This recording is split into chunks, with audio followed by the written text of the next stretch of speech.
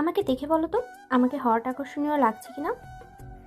দুপুরের কড়া রোদ মাথার উপর একদম সোজাসুজিভাবে এসে পড়ছে। মায়া ভার্সিটির গেট দিয়ে বের হয়ে একটু থমকে দাঁড়ায়। কপালের উপর পড়া চুলগুলো বিরক্তি নিয়ে সরিয়ে দেয় সে। আজকে আবহাওয়াটা বড্ড বেশি কড়া। রিক্সা স্ট্যান্ডে এসে দেখে একটা রিক্সাও নেই। রাগে ওর গা জ্বলে যাচ্ছে।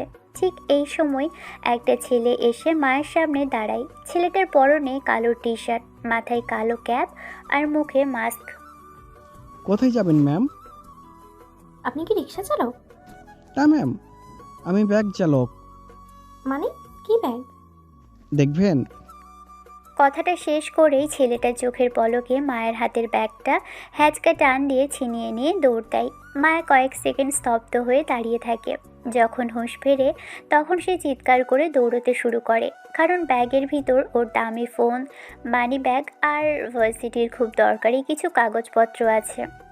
এই ছিনতাইকারী, চোর চোর, হেল্প! কেউ ওকে থামান, আমার ব্যাগ নিয়ে গেল, ধরুন ওকে। মায়া একটা দৌড় দেয়, কিন্তু ছিনতাইকারী ছেলেটা বেশ জোরেই দৌড়চ্ছিল। তাকে ধরার আগেই ছেলেটা গলি দিয়ে কোথায় যেন অদৃশ্য হয়ে যায়।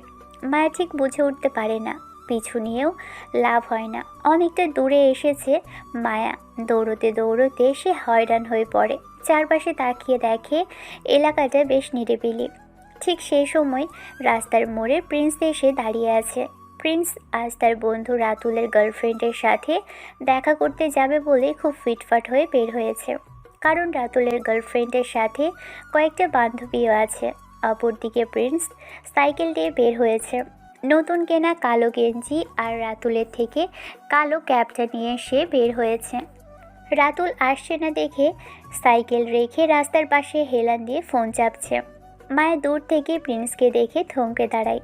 দূর থেকে দেখে হুবহু সেই চোরটার মতোই লাগছে। একই রঙের গেঞ্জি, একই ক্যাপ। মায়ার এক মুহূর্ত দেরি করে না, সে তেড়ে যায় প্রিন্সের দিকে। প্রিন্স তখন নিজের মনে ফোন চেপে যাচ্ছে। হঠাৎ তার শার্টের কলার কেউ শক্ত করে চেপে ধরে। প্রিন্স চমকে তাকিয়ে দেখে এক রূপবতী মেয়ে দাঁড়ানো, কিন্তু মেয়েটার চোখে মুখে প্রচণ্ড রাগ লেগে আছে। আর মেয়েটা ঝাড়ি দিয়ে বলে, এই ছিনতাইকারী, চোর, হারামি, শয়তান, বেটা খবিস! আমার ব্যাগ নিয়ে পালিয়ে এসে এখানে দাঁড়িয়ে মাস্ক করে এখন আরাম করা হচ্ছে, সাথে ফোনও চাপছিস। হারামি, আজ তোর একদিন কি আমার যে কয়দিন লাগে, তোকে আজ আমি জ্যান্ত পুঁতে ফেলবো। আমার ব্যাগ কোথায়? ব্যাগ ফেরত দে, জানোয়ার কোথাকার! প্রিন্স হতবাক হয়ে যায়। সে কিছু বুঝে ওঠার আগেই মায়া তার কলার ধরে ঝাঁকাতে শুরু করে। প্রিন্স শুধু বড় বড় চোখ করে মেয়েটার দিকে তাকিয়ে থাকে। মায়া আবার বলে, এই, কথা বলছিস না কেন? মই কি তালা লেগেছে? আমার ব্যাগ ফেরত দে, শয়তান, চোর, ছাচরা ছেলে! এত বড় সাহস তোর! তুই দিনে দুপুরে আমার ব্যাগ ছিনতাই করেছিস। কি ভেবেছিস মেয়ে বলে পিছু নিতে পারবো না? আমি রাস্তায় বসে ভ্যাপা করে কাটবো? এত সহজ না জানতু। ব্যাগ বের কর বলছি, নাইলে তোর ফোনের 12টা বাজিয়ে দেবো, সাথে তোর চেহারার হালও খারাপ করবো বলে দিলাম। প্রিন্স ততক্ষণে বুঝতে পারে মেয়েটা আসলে তাকে কেন বকছে। সে মায়ার হাতটা তার কলার থেকে সরানোর চেষ্টা করে, কিন্তু মায়া ছাড়ার পাত্রী নয়। প্রিন্স বিরক্তি নিয়ে বলে, ওই হ্যালো মিস, কাকে কি বলছেন আপনি? মাথায় কি সমস্যা আছে? দেখে তো মনে হয় না এমন সুন্দরী একটা মেয়ে পাবনা পাগলাগারো থেকে পালিয়ে এসেছে। কিন্তু আফসোস, আপনি তো পুরো দস্তর এক পাগলি। ইস, আপনার জন্য অনেক কষ্ট পেলাম। এত সুন্দরী একটা মেয়ে পাগলি। এই, শাট আপ ইডিয়েট! আমার ব্যাগ নিয়ে পালিয়ে এসে এখন ঢং করছিস? মেরে না তোর হাত পা গুঁড়ো করে দেবো। আমাকে চিনিস না তুই। চটপট ব্যাগ বের কর বলছি। ব্যাগ কোথায় রেখেছিস, শয়তানের বাচ্চা? কি আজব, তখন থেকে ব্যাক ব্যাক করছেন কেন? আমি কি আপনার ব্যাগ নিয়ে খেয়ে ফেলেছি নাকি? কোথা থেকে আসে এসব অসভ্য মহিলা? যত ফালতু ঝামেলা করছে, সরেন তো রাস্তা থেকে, আমার কাজ আছে। না, কোথাও যেতে দিচ্ছি না তোকে। ব্যাগ না দেওয়া পর্যন্ত এখান থেকে নড়বি না তুই। তোর মতো চোরদের আমি ভালো করেই চিনি। প্রথম মুখে মাস্ক ছিল, মুখ ঢাকলে কি হবে? তোর এই কালো গেঞ্জি আর ক্যাপ দেখেই তো আমি চিনেছি। এই যে শুনুন মিস নসিশন, দুনিয়ায় কি কালো গেঞ্জি আর কালো ক্যাপ একটাই আছে? আমি এখানে আধা ঘন্টা ধরে আমার বন্ধুর জন্য দাঁড়িয়ে আছি, আর আপনি এসে আমার কলার ধরছেন, আমাকে ছিনতাইকারী চোর বলছেন। আপনার সাহস তো কম না? ছেড়ে দিন বলছি, নাইলে কিন্তু ভালো হবে না। ওরে আমার ভালো রে, তুই আবার ভালো মন্দের কি বুঝিস? চোর কিনা আবার নীতি কথা শোনায়। তুই যদি ব্যাগ নাই নিবি তাহলে আমাকে দেখে মাথা আরো নিচু করেছিস কেন? আমি কখন করলাম এমন? আমি কি জানি আপনি কখন আসেন আর কেন আসছেন? আমি আমার মতো দাঁড়িয়ে আছি। আপনার মনে হয় রোদে মাথাটা একদম গেছে। বাসায় যান, মাথায় পানি দেন। মিথ্যে কথা বলবি না একদম। আমার চোখের সামনে দিয়ে এই ড্রেস পরেই তুই দৌড় দিয়েছিস, এখন সাধু সাজার চেষ্টা করছিস? তোর পকেটে কি আছে দেখি? আমার ফোনটা বের কর। আমার ব্যাগে টাকা ছিল 5,000। ওই ব্যাগটা? মায়া এবার প্রিন্সের প্যান্টের পকেটে হাত দেওয়ার চেষ্টা করে। প্রিন্স সরে যায়, তারপর বলে, খবরদার, একদম গায়ে হাত দেবেন না। আপনি কি রাস্তার মেয়ে নাকি? একটা অপরিচিত ছেলের পকেটে হাত দিচ্ছেন? লজ্জা করে না? আপনি তো মহা বেয়াদব। চোরের আবার মান সম্মান? তোর মতো লম্পট ছিনতাইকারীর সাথে ভদ্রতা দেখাতে আমি আসিনি। ব্যাগ দিবি কিনা বল, নাকি লোক জড়ো করে তোকে গণধুলাই খাওয়াবো? হ্যাঁ, ডাকুন লোক, ডাকুন। আমি নিজেও দেখতে চাই লোকে একটা পাগলের কাণ্ড দেখে কি বলে। আপনি তো দেখতে বেশ মাশাল্লাহ, কিন্তু ব্যবহার তো একদম বস্তির মতো। আপনার বাবা মা কি আপনাকে এই শিক্ষা দিয়েছে যে রাস্তায় দাঁড়িয়ে মানুষের কলার ধরতে হয়, ঝগড়া করতে হয়? আমার ফ্যামিলি নিয়ে কথা বলবি না একদম। তোর ফ্যামিলি তোকে চোর বানিয়েছে, তুই একটা রাস্তার নোংরা আবর্জনা। তোর মতো ছেলেকে তো জুতা দিয়ে পেটানো উচিত। কি বললি তুই? আমাকে জুতো দিয়ে পিটাবি? আয় দেখে কত ক্ষমতা তোর। এক থাপ্পড় দিয়ে তোর সব দাঁত ফেলে দেব। বেশি বাড়াবাড়ি করিস না বলছি। সুন্দরী বলে এতক্ষণ কিছু বলিনি, এবার কিন্তু হাত চলে আসবে। ও, হাত আসবে? দে না একটা থাপ্পড়। সাহস থাকলে মার। তোর মতো কয়েকটা গুন্ডা আমার পায়ের নিচে থাকে, আর তোকে পুলিশে না দিয়ে আমি ছাড়ছি না। পুলিশ? জানা, ডাক পুলিশকে। পুলিশ এসে যখন দেখবে তুই একটা নিরপরাধ ছেলেকে হয়রানি করছিস, তখন পুলিশই তোকে ধরে নিয়ে যাবে। তখন বুঝবি মজা। তুই নিরপরাধ? হাতির 5 পা দেখেছিস তুই? ব্যাগ চুরি করে এখন নিজেকে সাধু বানাচ্ছিস? ব্যাগটা কোথায় লুকিয়েছিস সেটা বল। আর সাইকেলটা কার? এটাও কার থেকে চুরি করেছিস শুনি? দে তোর সাইকেলটা দে। মায়া প্রিন্সের সাইকেলের দিকে এগোতে গেলেই প্রিন্স সামনে এসে তার পথ আটকায়, তারপর রেগে বলে, সাইকেলে হাত দিবি না, খবরদার। এটা আমার সাইকেল। তুই কি ভাবিস সবাই তোর মতো ভিখারি যে তোর ওই ছেঁড়া ব্যাগ চুরি করতে যাবে? কি? আমি ভিখারি? আমার ব্যাগ ছাড়া? আমার ওই ব্যাগে যে ফোন আছে ওটা কিনতে তোর 10টা সাইকেল বিক্রি করতে হবে, বুঝলি? ব্যাগটা টোকাই। ওরে আমার বড় লোক রে, বড় লোকের বেটি তো এইদিকে কি ল্যাম্বরগিনি নিয়ে চলতি? তাহলে চিন্তাই হতো না। রোদে পড়ে তো শুটকি হয়ে গেছিস। আয়নাতে নিজেকে দেখেছিস কখনো? কঙ্কালের মতো চেহারা নিয়ে আবার ফুটানি মারে। তুই আমাকে কাঙাল বললি? তুই আয়নায় নিজের মুখটা দেখেছিস? মাস্ক পরা চুরি ছিনতাই করতে বেড়াস, আর দেখি বড় বড় হিরো তুই। হ্যাঁ, চোর কোথাকার। ওই যা তো এখান থেকে। কখন থেকে চোর বলে যাচ্ছিস? আমাকে দেখে কি তোর এমন মনে হচ্ছে? চলে যা বলছি। তোর মতো ঝগড়টে মেয়ের চেহারা দেখার শখ আমার নেই। যা এখান থেকে, দূর হ। আমার মেজাজ এমনিতেই খারাপ হয়ে আছে। যাবো তো, ব্যাগ নিয়ে। ব্যাগ না নিয়ে আমি এক পাও নড়বো না। চিৎকার করে সবাইকে জড়ো করবো এখন। মায়া বড় করে শ্বাস নিয়ে চিৎকার করতে যাবে, এমন সময় প্রিন্স তার মুখ চেপে ধরে। মায়া ছটফট করতে থাকে এবং প্রিন্সের হাতে কামড় দেয়।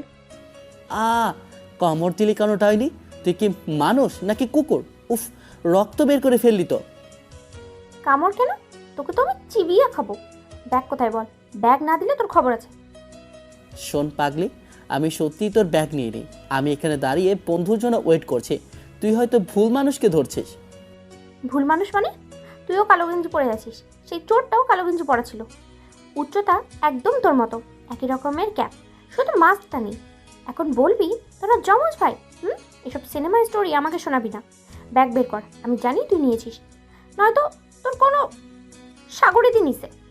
আরে গাধা মেয়ে, দুনিয়ায় কি একটা মানুষই কালো গেঞ্জি আর কালো ক্যাপ পরে? হাজার হাজার মানুষ পড়ছে। তোর তো চোখই নেই, তোর মাথায় গোবর ভরা। তোর মাথায় গোবর?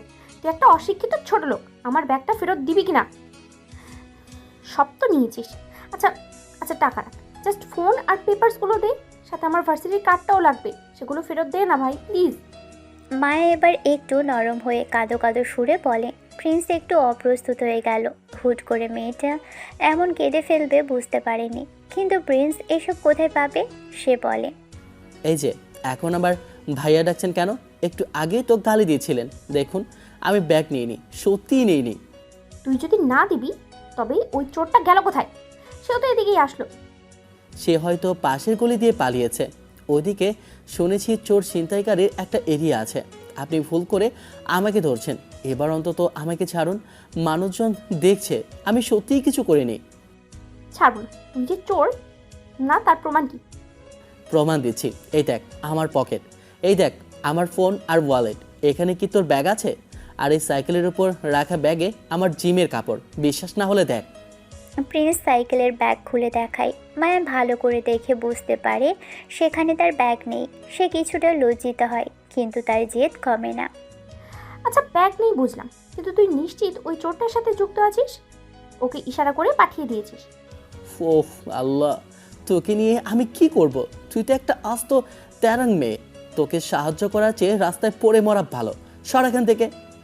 প্রিন্স সাইকেলে উঠে চলে যাওয়ার চেষ্টা করতে মায়া সাইকেলের সামনে এসে দাঁড়ায়। না, যাবে না তুই।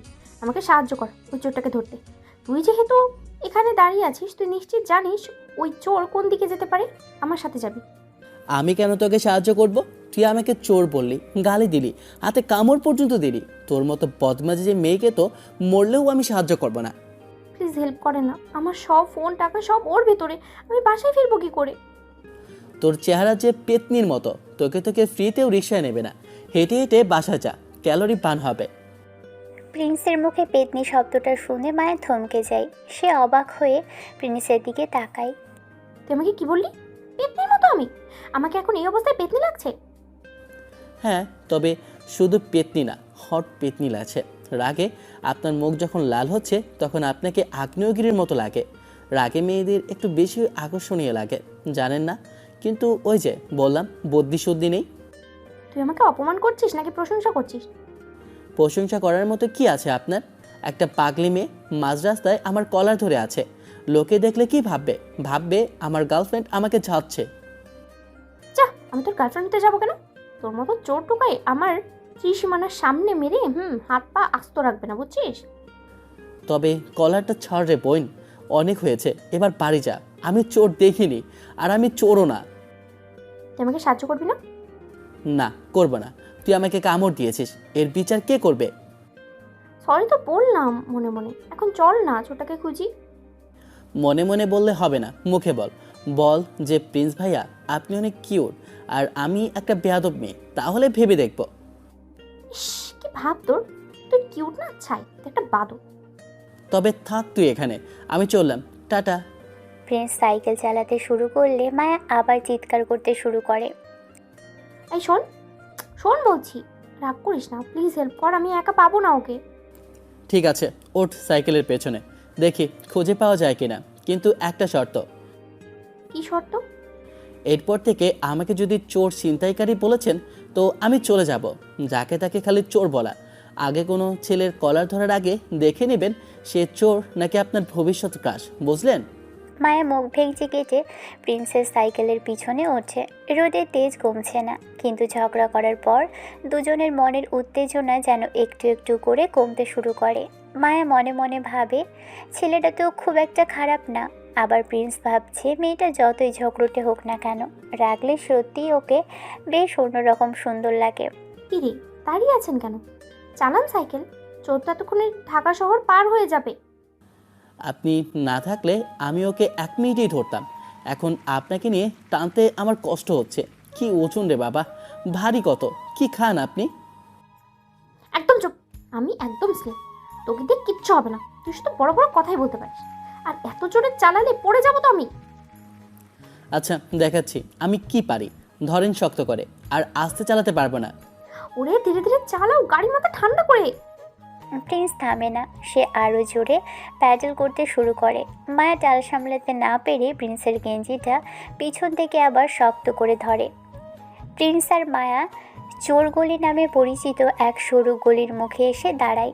জায়গাটা দেখতে বেশ অদ্ভুত। প্রিন্স তার সাইকেলটাকে একটা পিলারের সাথে তালা মেরে আশেপাশের দৃষ্টিতে তাকায়।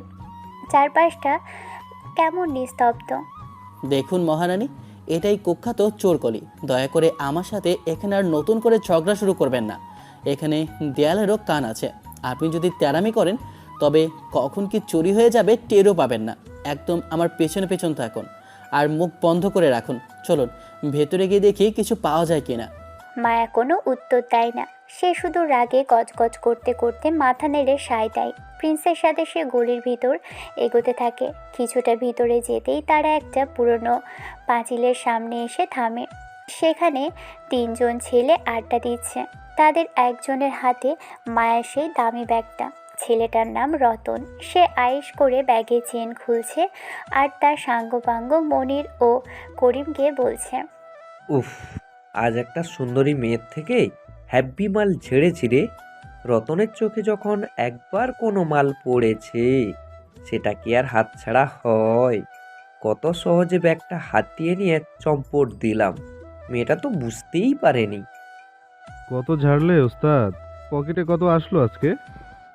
অনেক রে করিম, দেখ একদম ব্যান্ড নিউ আইফোন, নগদ আছে 5,000 টাকা।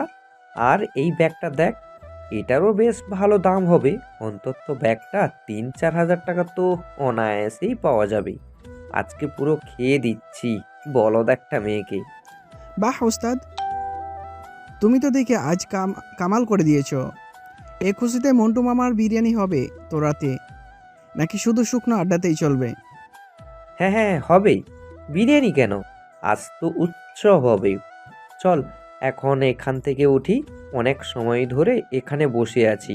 ওই মেয়েটা কিন্তু আমার পিছু নিয়েছিল, কিন্তু মালটা তো জানে না রতন ওস্তাদ কত জোরে দৌড়াতে পারে।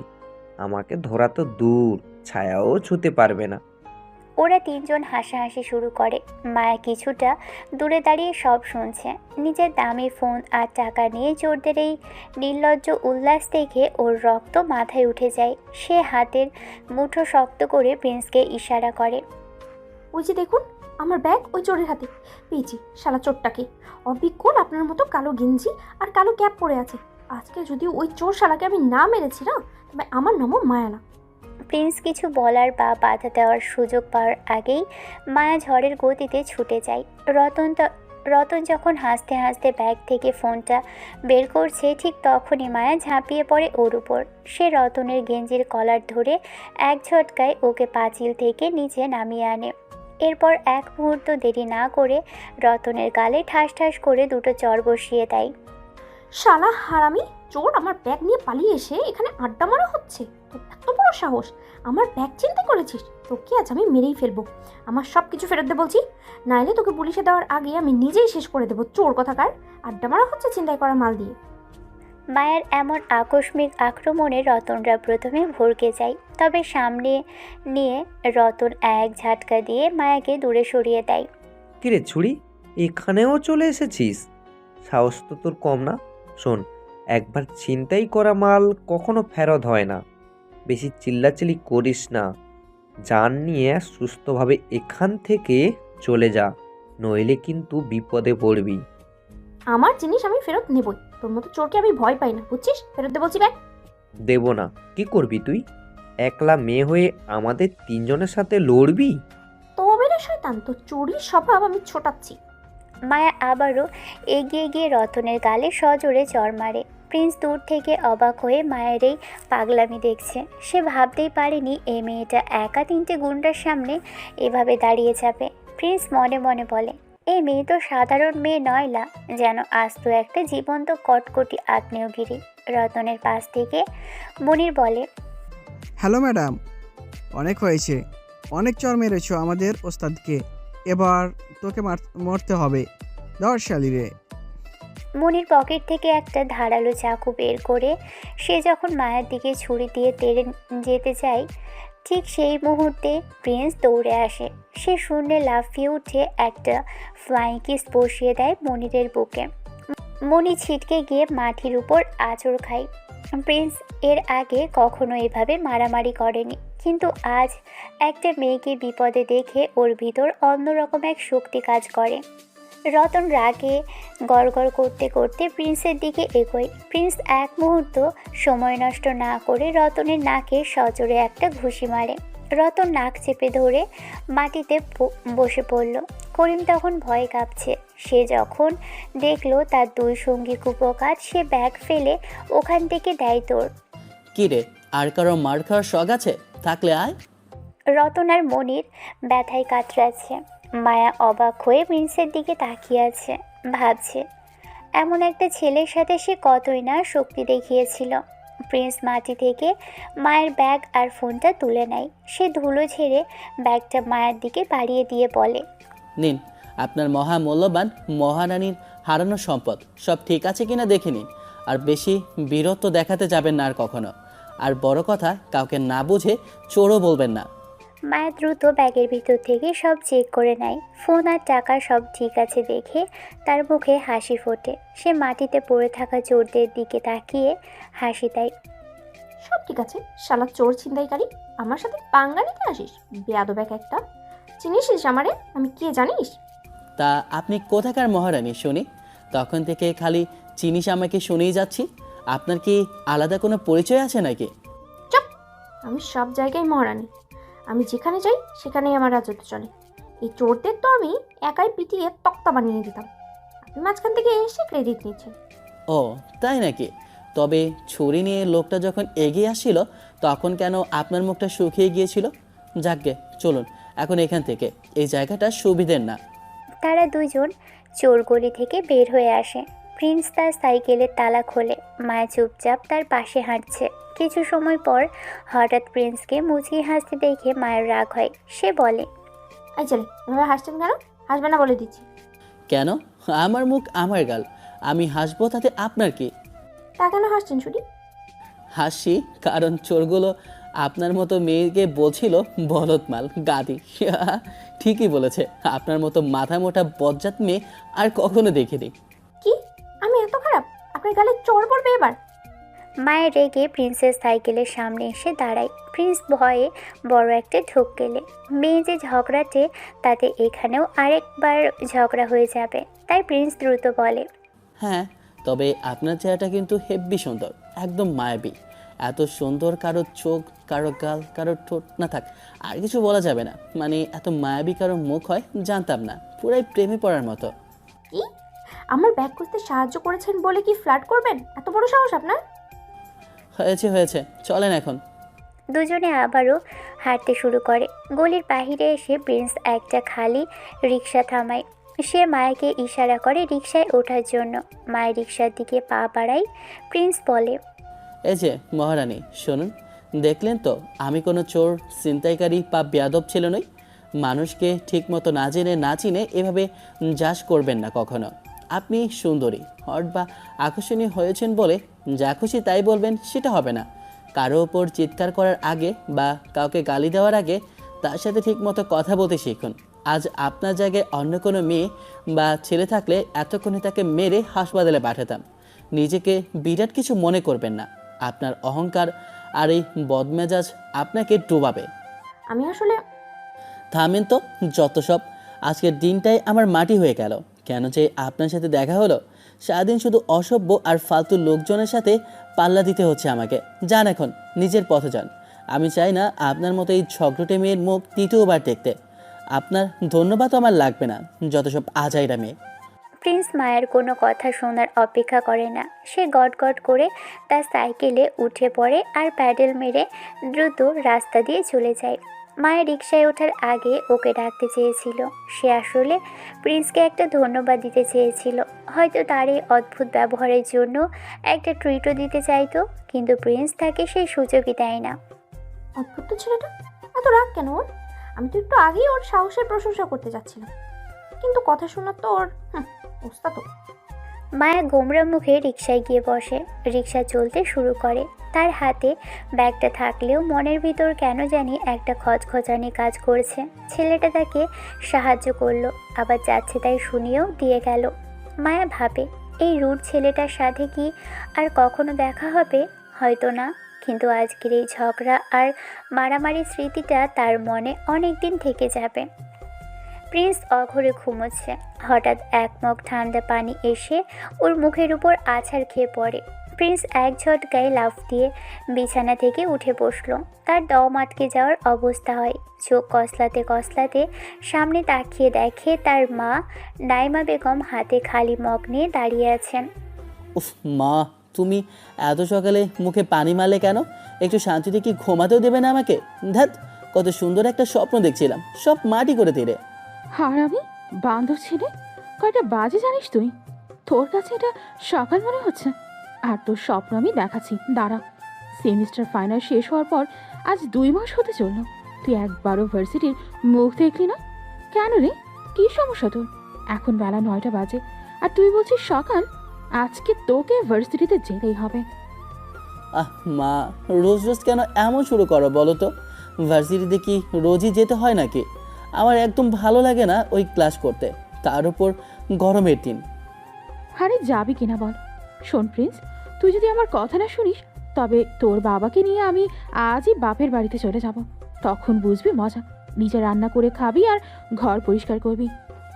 এই যে শুরু হলো তোমার পুরনো আবেগী কাহিনী। ধ্যাত, ভালো লাগে না কিছু। আচ্ছা ঠিক আছে, যাচ্ছি। খালি উল্টাপাল্টা কথা বলবে না তো আর। যাও এখন। না, তোর এই হুট করে রাজি হওয়াটা আমার একদম পছন্দ হলো না। আমি জানি তুই কি করবি। বাসা থেকে বের হয়ে বন্ধুদের সাথে আড্ডা দিবি আর রাস্তার মোড়ে বসে চা খাবি। ভার্সিটিতে তুই যাবি না? আরে না মা, সত্যি বলছি, আজ যাবো। তুমি চিন্তা করো না, এখন যাও তো, জলদি খেতে দাও, আমার লেট হয়ে যাচ্ছে। ঠিক আছে, আসছি আমি। দয়া করে মানুষ হয় এবার। নাইমা বেগম গজগজ করতে করতে ঘর থেকে বেরিয়ে যান। প্রিন্স আলসেমি ঝেড়ে দ্রুত বিছানা ছাড়ে। ফ্রেশ হয়ে খাবার টেবিলে বসেই চটপট নাস্তা শেষ করে নেয়। এরপর তার সেই প্রিয় সাইকেলটা নিয়ে ভার্সিটির উদ্দেশ্যে রওনা দেয়। প্রিন্স এখন 3য় বর্ষের ছাত্র। সেমিস্টার ফাইনালের পর নতুন সেমিস্টার শুরু হয়ে গেছে অনেক দিন। ক্লাসের জন্য সবাই নিয়মিত ক্লাস করতে ব্যস্ত হয়ে পড়লেও প্রিন্স কেন জানি এই 2 মাস গা ঢাকা দিয়েছিল। কেন তার মাঝে এই অনীহা সে নিজেও জানে না। অথচ এর আগে সে কখনো কোনো ক্লাস মিস করতো না। সাইকেল চালিয়ে সে ভার্সিটির মেইন গেট পার হয়। ঘড়ির দিকে তাকিয়ে দেখে 10টা 15 বাজে। তার মানে ক্লাস শুরু হয়ে গেছে ঠিক 5 মিনিট আগে। প্রিন্স সাইকেলটা স্ট্যান্ডে রেখে দ্রুত করিডোর দিয়ে দৌড় দেয়। সে জানে তার নতুন সেমিস্টারের ক্লাসরুম কোনটা। ক্লাসের দরজার সামনে আসতেই সে একটু থমকে দাঁড়ায়। ভিতর থেকে একটা কণ্ঠস্বর ভেসে আসছে। সে উকি দিয়ে দেখে একজন ম্যাম বোর্ডের দিকে মুখ করে কিছু একটা লিখছেন। তার বন্ধুরা প্রিন্সকে দরজার কাছে দেখে অবাক হয়ে যায়। সবাই ইশারায় তাকে চলে যেতে বলে। মামা, আসিস না এখন, ভেতরে ঢুকিস না, পরের ক্লাসে আসিস। এই নতুন ম্যাম খুব কড়া রে, লেট হলে তোকে একদম জবাই করে দেবে। পালিয়ে যাই এখান থেকে। প্রিন্স এসব পাত্তাই দেয় না। তার ডোন্ট কেয়ার স্বভাবটা আবারও মাথা চাড়া দিয়ে ওঠে। সে দরজার মাঝখানে গিয়ে সোজা দাঁড়িয়ে পড়ে। আসতে পারি ম্যাম? No, 5 minute late. আমার ক্লাসে 1 সেকেন্ড দেরি করাও চলবে না। বাইরে দাঁড়িয়ে। কথাটা বলতে বলতেই ম্যাম যখন দরজার দিকে মুখ ফেরায়, প্রিন্স পুরোই পাথর হয়ে যায়। ওদিকে ম্যামও প্রিন্সকে দেখে বিস্ময়ে চোখ কপালে তোলে। সামনে যে দাঁড়িয়ে আছে সে গতদিনেই সেই ঝগড়াটে মেয়ে মায়া, যার ব্যাগ ছিনতাই হয়েছিল আর যে প্রিন্সকে রাস্তার মাঝখানে চোর ছিনতাইকারী বলে হেনস্থা করেছিল। মায়াও কল্পনা করতে পারেনি যে গতকালের সেই ছেলেটা তার ছাত্র হবে। কি আপনি, মানে তুমি তুমি এখানে কি করছো? আর আপনি এখানে কেন? এই ঝগড়াটে মেয়ে কি এখানকার টিচার নাকি? আমি কি ভুল কোনো ক্লাসে ঢুকে পড়লাম? মুখ সামলে কথা বলো। আমি তোমাদের বায়োলজির নতুন টিচার, এই সেমিস্টারে জয়েন করেছি, তাই তুমি আমাকে আগে দেখোনি। আর তুমি তুমি সেই বজ্জাত ছেলে যে আমার স্টুডেন্ট, আবার প্রথম দিনে লেট করে ক্লাসে আসছো। এত বড় স্পর্ধা তোমার? যাও ওই কোনায় গিয়ে কান ধরে দাঁড়িয়ে থাকো। পারবো না, আমি কোনো ভুল করিনি, রাস্তায় জ্যাম ছিল। আপনি নিজে কালকে আমার সাথে কি ব্যবহার করেছেন বলে গেছেন। আপনি নিজে বরং দূরে গিয়ে মরেন, আমি আমার ক্লাসেই বসবো। পুরো ক্লাসে সব স্টুডেন্টরা হাঁ করে ওদের দুজনেরই ঝগড়া দেখছে। পিনপত নীরবতা ক্লাসে। সবাই বুঝতে পারছে যে ম্যাম আর প্রিন্স একে অপরকে আগে থেকেই খুব ভালোভাবেই চেনে, কিন্তু তাদের সম্পর্কের রসায়নটা যে এত তেতো হবে সেটা কেউ ভাবেনি। প্রিন্স মায়ার রক্তচক্ষু উপেক্ষা করে গট গট করে ভিতরে ঢুকে নিজের সিটে গিয়ে বসে পড়ে। মায়ের রাগে কাঁপতে থাকে। সে যদিও গতকাল থেকে মনে মনে ভাবছিল ছেলেটাকে একবার অন্তত ধন্যবাদ জানানো উচিত ছিল, কারণ সে বিপদের সময় এগিয়ে না এলে হয়তো তার ব্যাগ আর ফোনটা ফেরত পাওয়া সম্ভব হতো না। মায়া ভাবছিল হয়তো কোনো এক মোড়ে আবারও দেখা হবে, কিন্তু এভাবে নিজের ক্লাসরুমে চোর পুলিশ খেলার মতো দেখা হবে সেটা সে কল্পনাতেও আনেনি। এই ছেলে, তুমি কি মনে করো এটা তোমার বাপের জমিদারি? হ্যাঁ, আমার অনুমতি ছাড়া তুমি সিটে বসলে কোন সাহসে? ক্লাস থেকে বের হও এক্ষুনি। আমি তো ফিস দিয়ে ভর্তি হয়েছি, আপনি বের করার কে? ক্লাস নিতে এসেছেন, ক্লাস নিন। ব্যক্তিগত রাগ ক্লাসে দেখাবেন না ম্যাডাম। ব্যক্তিগত রাগ? তুমি আমার সাথে অভদ্রতা আমি করছো। আমি প্রিন্সিপাল স্যারকে ডাকবো এখন। ডাকুন, গিয়ে বলুন যে কালকে আপনি এক অপরিচিত ছেলের কলার ধরে টানাটানি করছেন, দেখবেন স্যার কি বলে। মায়ের রাগে লাল হয়ে যায়। ক্লাসের ছেলেমেয়েরা ফিসফাই শুরু করে দিয়েছে। মায়া বুঝতে পারে এখানে বেশি তরপালে তার নিজের সম্মানই যাবে। সে জোরে একটা শ্বাস নেয় এবং ডাস্টার দিয়ে বোর্ডের সজোরে শব্দ করে। সবাই সাইলেন্ট, ক্লাস শুরু করছি। আর এই যে অভদ্র ছেলে, তোমার নাম কি? প্রিন্স। তোমার সাথে আমার হিসাব পরে হবে, মনে রেখো। ইন্টারনাল মার্কস কিন্তু আমার হাতেই আছে। দেখা যাবে ম্যাম, কত দানে কত চাল সেটা সেমিস্টার শেষেই বোঝা যাবে। আপাতত আপনার লেকচারটা দিন তো, শুনি কি নতুন শেখান। মায়া প্রিন্সের দিকে তাকিয়ে আবারও বোর্ডের দিকে ফেরে। এই ছেলেটা তার স্টুডেন্ট হবে কেন? ভাগ্য কি তার সাথে মজা করছে? ওদিকে প্রিন্সেরও মনে মনে হাসছে আর ভাবছে এবার হবে আসল মজা। ভার্সিটির বিশাল কৃষ্ণচূড়া গাছের তলায় পাথরের বেঞ্চেতে বসে আছে প্রিন্স, রাব্বি আর মামুন। দুপুরের রোদ গাছের পাতায় বাধা পেয়ে ঝিরঝিরে ছায়ার মতো ওদের উপর পড়ছে। প্রিন্সের মেজাজ এখনও খিটখিটে হয়ে আছে। ক্লাসরুমে মায়া ইচ্ছে করে প্রিন্সকে পড়া জিজ্ঞাসা করেছিল। 2 মাস না আসাতে প্রিন্স জানে না কিছু, ফলে মায়া বেঞ্চের উপর দাঁড় করিয়ে দেয়। এত বড় ছেলেকে সবার সামনে এভাবে অপমান করবে ভাবেনি সে, তাই এই ঘটনাটা কিছুতেই মাথা থেকে বের হচ্ছে না। সে একটা ঘাসের ডগা ছিঁড়ে দাঁত দিয়ে চিবোচ্ছে। রাবি বলে, কিরে মামা, তুই তো আজ পুরাই ইতিহাস বানাই দিলি। নতুন ম্যামের সাথে ওভাবে কেউ পাঙ্গা নেয়? আমরা তো ভয়ে চুপসে থাকি, আর তুই তো ডাইরেক্ট ওনারে মরে যেতে বললি। কি সাহস রে তোর! সত্যি প্রিন্স, তুই তো পুরো হিরো হয়ে গেছিস, কিন্তু ভয় লাগছে রে। ম্যাম তোরে ছাড়বে না। এই ম্যাম কিন্তু সাধারণ কেউ না, অনেক ডেঞ্জারাস। ডেঞ্জারাস মানে কি? কি করবে সে? বড় জোর ফেল করাবে, তার চেয়ে বেশি তো আর কিছু করার ক্ষমতা নাই। তা ওই ম্যামের নাম কি রে? আগে তো কোনোদিন দেখি নাই। ওনার নাম মায়া, মায়া আহমেদ। 2 মাস হলো জয়েন করেছেন। এই 2 মাস তুই ছিলে না বলে ওনার তেজ দেখিস নাই? পুরা ভার্সিটির ছেলেরা ওনারা দেখে কাঁপে। সুন্দরী হলে কি হবে, মেজাজ একদম তুঙ্গে থাকে সবসময়। কেউ 1 মিনিট লেট করলে ক্লাসে ঢুকতে দেয় না, আবার পড়া না পারলে চাঁদা শোনায়। একদম ডাইনি টাইপ ম্যাম। হ্যাঁ মামা, রাব্বি ঠিকই বলেছে। ওনার ডিকশনারিতে ক্ষমা বলে কোনো শব্দ নাই। তুমি তো আজকে ওনার এগোতে বড়সড় একটা চোট দিচ্ছস। সাবধান থাকিস, ম্যাম কিন্তু তোকে টার্গেট করবে। কিন্তু তোর সাথে ম্যামের পরিচয় কিভাবে বলতো? আর বলিস না, সেদিন তুহিনের জন্য দাঁড়িয়েছিলাম মোড়ের মাথায়। কোথা থেকে ম্যাম এসে বলে আমি নাকি তার ব্যাগ ছিনতাই করে দৌড় দিয়েছি। ছিনতাইকারীর পরনেও সেম গেঞ্জি আর ক্যাপ ছিল বলে আমাকে ধরে সে। তারপর যা তা কাহিনী হয়। প্রিন্স সবটা বলে একটা শ্বাস নেয়। ওরা হাসবে না কাঁদবে বুঝতে পারছে না। তবে রাব্বি বলে, বুঝছি রে, কিন্তু তোর উপর যে ঝড় যাবে সেটা সামলাতে পারবি তো? টার্গেট উনি তোকেই করবে। প্রিন্স বাঁকা হাসে। সে তার পকেট থেকে ফোনটা বের করে নাড়াচাড়া করতে করতে বন্ধুদের দিকে তাকায়। ওর চোখে মুখে এক অদ্ভুত শয়তানি বুদ্ধি খেলছে। সে বলে, মায়া আহমেদ, তাই না? নামটা সুন্দর, কিন্তু স্বভাবটা তো দেখলি। তোরা বলছিস সে ডেঞ্জারাস। এই ম্যামকে আমি কিভাবে সাইজ করতে হয় বা কিভাবে সাইজটা করতে হবে সেটা আমার খুব ভালো করে জানা আছে। তোরা জাস্ট ওয়েট কর আর দেখ। মানে কি করবি তুই? ওনার সাথে ফাইট করবি নাকি? ওটা করতে গেলে কিন্তু টিসি খেয়ে যাবে। ম্যামের পাওয়ার অনেক। হ্যাঁ প্রিন্স, পাগলামি করিস না। ম্যামের সাথে ঝামেলা বাড়ানো মানে নিজের পায়ে কুড়াল মারা। তার চেয়ে বরং কালকে গিয়ে একটা সরি বলে দিস। সরি? আমি প্রিন্স কোনোদিন কাউকে সরি বলিনি। এই ম্যামকে আমি এমন শিক্ষা দেব যে সে সারা জীবন মনে রাখবে। তোরা জানতে চাস আমি কি করব? শোন তবে, আমি রাগী ম্যামকে প্রপোজ করব। কি, তুই পাগল হয়ে গেছিস? ম্যামরে প্রপোজ করবে? উনি তোরে জুতা পিটা করবে ক্যাম্পাস জুড়ে। আরে গাধা, অত সহজ না। আগে ওনারে পটাবো, এমনভাবে প্রেমে ফেলবো যে মায়া ম্যাম আমার জন্য পাগল হয়ে যাবে। তারপর যখন সে আমার প্রেমে হাবুডুবু খাবে, ঠিক তখন আমি ওনারে একটা বড়সড় শেখা দেব, মানে প্রেমের মাঝ রাস্তায় ফেলে দিয়ে চলে আসবো। তখন বুঝবে রাগী আর ডেঞ্জারাস কাকে বলে। একটা মেয়ের অহংকার ভাঙার এর চেয়ে ভালো উপায় আর নাই। মামা, তুই তো পুরো আগুন নিয়ে খেলছিস। যদি ম্যাম জেনে যায় যে তুই এটা প্ল্যান করে করছিস? জানবে না রে, প্রিন্স যখন কোনো মিশনে নামে তখন সেটা নিখুঁত হয়।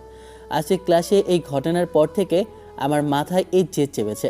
সে আমাকে চোর বলেছে, অপমান করেছে, কিছুই বলি নাই। জানি আমি ক্লাসে আসিনি, তবুও কঠিন পড়া ধরেছে যাতে না পারি। তারপর শাস্তি হিসেবে ইচ্ছে করে সবার সামনে কান ধরে বেঞ্চের উপরেই দাঁড় করালো। এটা মানতে পারছি না রে। এবার বাঘিনীর খাঁচায় ঢুকে বাঘিনীকে পোষ মানাবো। ঠিক এই সময় দেখা যায় মায়া ম্যাম বের হয়ে মেন গেটের দিকে হেঁটে যাচ্ছে। পরনে আজ গাঢ় লাল রঙের একটা শাড়ি, কাঁধে ল্যাপটপ ব্যাগ, চশমাটা চোখের উপর লাগানো। তাকে দেখে মনে হচ্ছে যেন কোনো সিনেমার নায়িকা হেঁটে যাচ্ছে। ওই যে দেখ, শিকার যাচ্ছে। তোরা এখানেই বস, আমি আসছি। শুরুটা আজকে থেকেই করে দেই। প্রিন্স বেঞ্চ থেকে উঠে দাঁড়ায়। শার্টের কলারটা একটু ঠিক করে নিয়ে সে দ্রুত পায়ে মায়ার দিকে এগিয়ে যায়। রাব্বি আর মামুন ভয়ে আর উত্তেজনায় হাঁ করে তাকিয়ে থাকে। প্রিন্স গিয়ে ঠিক মায়ার সামনে পথ আটকে দাঁড়ালো।